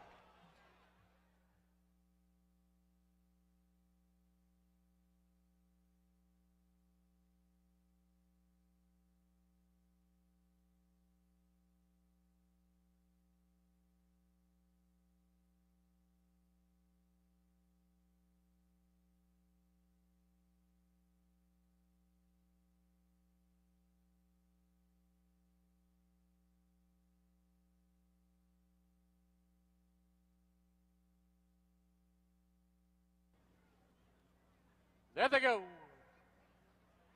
From the rail, Infinite Patience. Now from the outside, here comes Be Quick, rolling up on the outside. Just Jimmy right there. As they pass by us now, it is Just Jimmy from the rail with the lead by a half.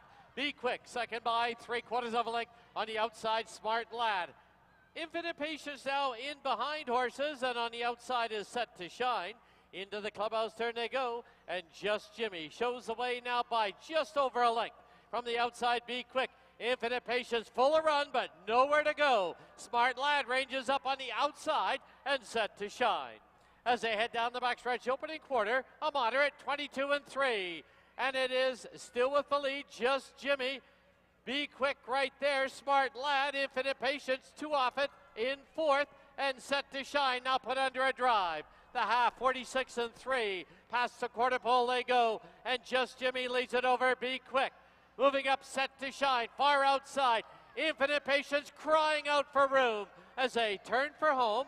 It is Just Jimmy, but here's Set to Shine, rambling up on the outside. Set to Shine now grabs the lead. It's Set to Shine, Just Jimmy. Set to Shine to win it by a length. Just Jimmy second, going to be close for third. Be Quick and Infinite Patience.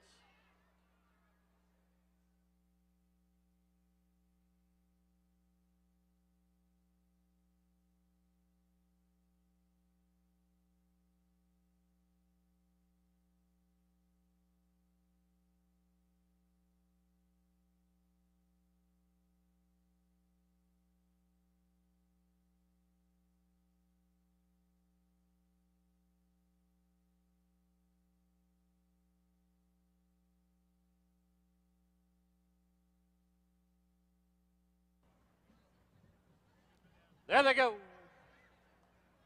Aquitania Rival from the rail has a narrow lead. Sir Bregovic and Bold Arch come to make a line of three. I'm Corfu gets away in fourth. Settling in fifth now is Anarchy.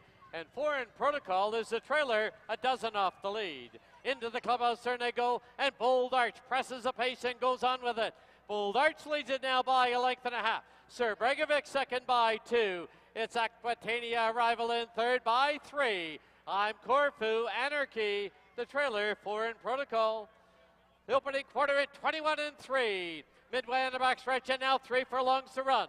And Bold Arch leads it by a length and a half. Sir Bregovic in second. Aquitania Rival at the rail in third, and now asks for more run. Then a gap of 3.5 to I'm Corfu, Anarchy on the outside, and Foreign Protocol. Half was 44-3, 3/16 from home. They have to come and catch Bold Arch. And Bold Arch leads it by 3. And down the lane they come with Bold Arch in command. It's Sir Bregovic in second. At the rail, Aquitania Rival. And I'm Corfu. Bold Arch goes all the way. Wins it by almost 4. Sir Bregovic second. I'm Corfu third. Aquitania Rival was fourth.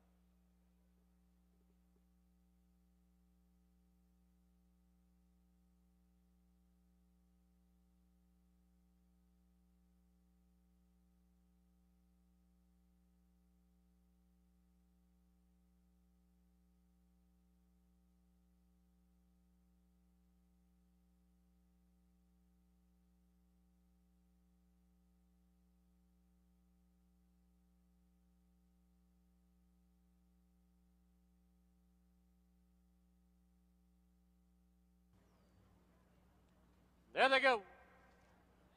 Remember the Alamo sent off for the early lead. 3-day bender now drives up the inside. Jersey's Image, Santabello from the extreme outside. Atomic Haze and Self-Serving under the line for the first time. And 3-day bender shows the way. Remember the Alamo second by a head. Santabello is 3 deep on the track. There's a big break now of about 6 to Jersey's Image. Atomic Haze, the trailer, is Self-Serving with about 9 lengths to make up. It went through the opening quarter very quick, 22-3 as they head down the backstretch. 3-day bender with the lead of a length and a half. It is Remember the Alamo second by a length and a half. Santabello third by about 5. Jersey's Image, Atomic Haze, and Self-Serving yet to get underway. The half was 46-4. Quarter mile from home. 3-day bender is clear by 2.5. Remember the Alamo second by 3. Santabello is third. Atomic Haze as they get set to turn for home. 3-day bender confronted by Remember the Alamo. And down the lane they come. New leader. It's Remember the Alamo. And he strides clear by 3. 3-day bender, Atomic Haze, and Jersey's Image Remember, the Alamo wins the nightcap.